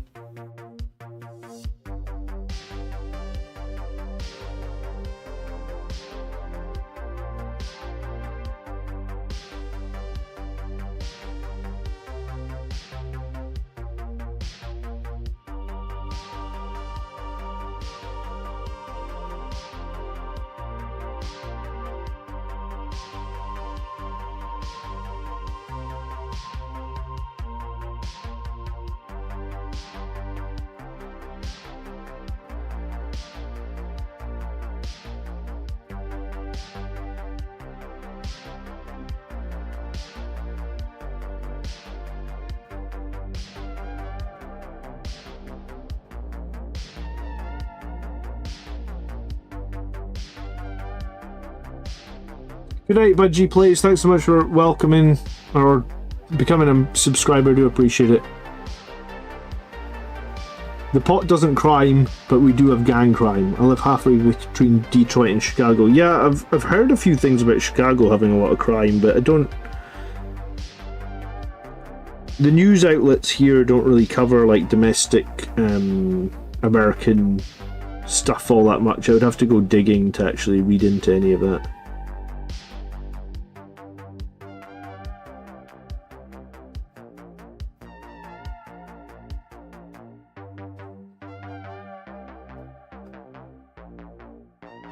Calgar says, has there been any word on the Blood Angels Codex? We think that the pre-order is going to be the next couple of weeks, Calgar, but no one really knows. It's all just speculation.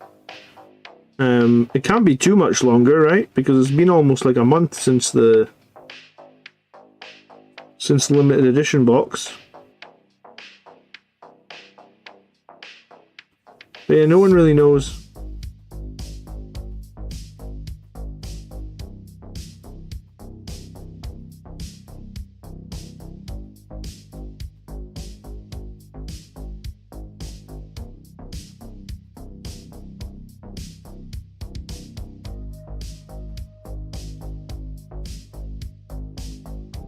Colger thinks we'll be getting the data slate next week. Well, then maybe the pre-order will be tomorrow. I mean, some people thought the pre-order might be tomorrow. I wasn't sure if it would be that soon. But some people did think it would be soon.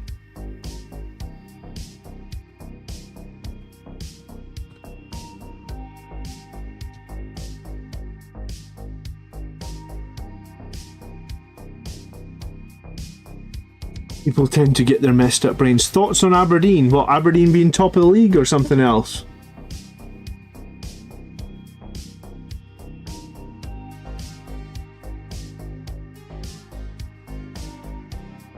Shouldn't there be a Warhammer community article? Yeah, so what will happen is the Warhammer community articles for pre-orders normally go up on Sundays, right? So what will happen is, potentially tomorrow, there'll be an article saying the new box will be on pre-order, and then it'll be pre-order the week after. So if they announce it tomorrow, then it'll be on pre-order like next Saturday morning, right? That's how that normally works.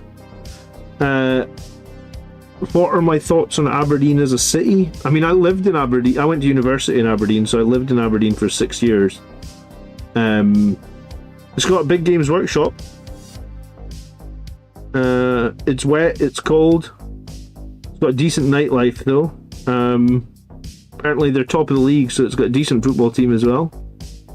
I don't know, I think Aberdeen's an okay. It's got like 3 cinemas. I mean, I enjoyed living in Aberdeen. I lived in Aberdeen. I've been at my current job for 18 years, so I lived in Aberdeen 18 years ago. I lived there for 6 years. I enjoyed it while I lived there.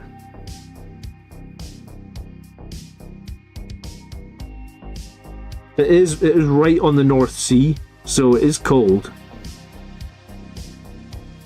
But then, I mean, you could argue that most of Scotland is quite cold. Apparently it has very low unemployment, says Robert. I mean, that'll be just because of all the oil and gas jobs that I guess are there in Aberdeen. That would make sense. It does have a very big oil and gas industry, so there's a lot of high-paying jobs in Aberdeen as well.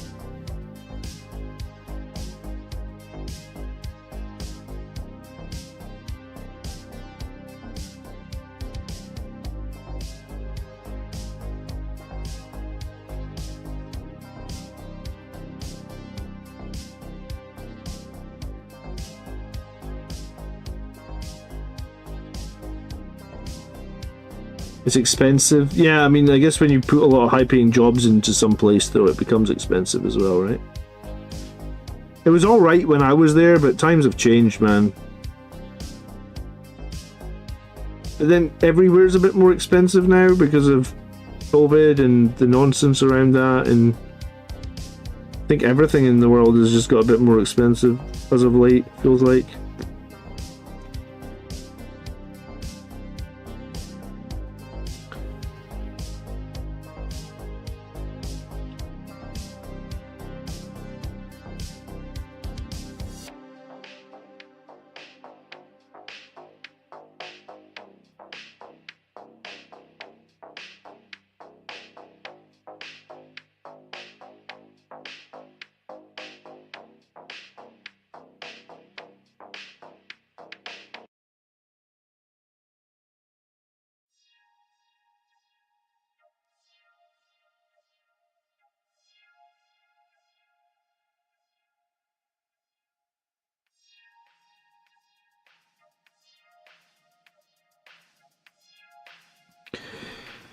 Okay, I think I'm going to call it, guys, so thanks so much for hanging out tonight, do appreciate it. Tomorrow night we got the Army List show, that goes out at 8 UK time, so maybe we'll see some of you guys tomorrow to talk about Army Lists. We're mainly focusing on the new Codex now, but I suppose there is the odd Army List that comes with the old Codex. Or the old Sons of Sanguinary lists, I suppose. I think the last couple of weeks, most of the lists that have been submitted are new lists, new Codex lists. I think most of them are probably Liberator Assault Group, because we talked about it early in the stream, how people perceive that as possibly the strongest Blood Angels detachment, I guess. Which I think is probably fair, right?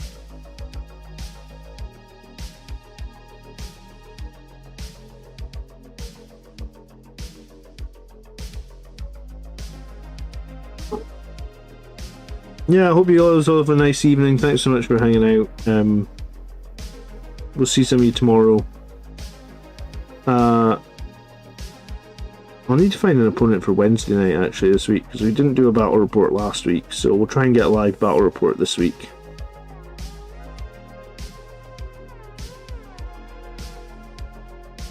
Maybe if you can send me that sisters list, Quicks, if you're still here.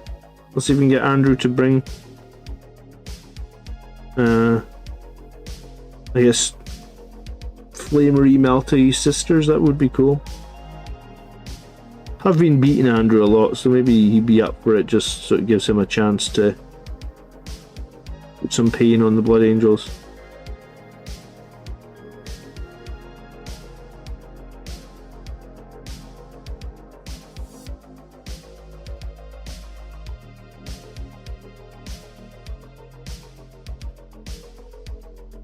Right, lots still to do on these guys, but check your DMs. What have you been DMing me, Alex?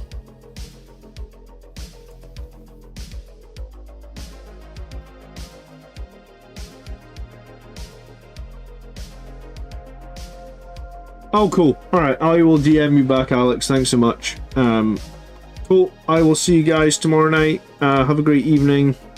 Thanks so much for hanging out. That's about it. You know what, at least I was able to see, because normally by the end of my paint sessions my eyes are starting to glaze over, so my new glasses must be, well, I know they're the right prescription, so that's nice. That'll make painting easier when you can see what you're painting, doesn't it? It's kind of obvious, but it helps. Alright, see you guys later. Peace.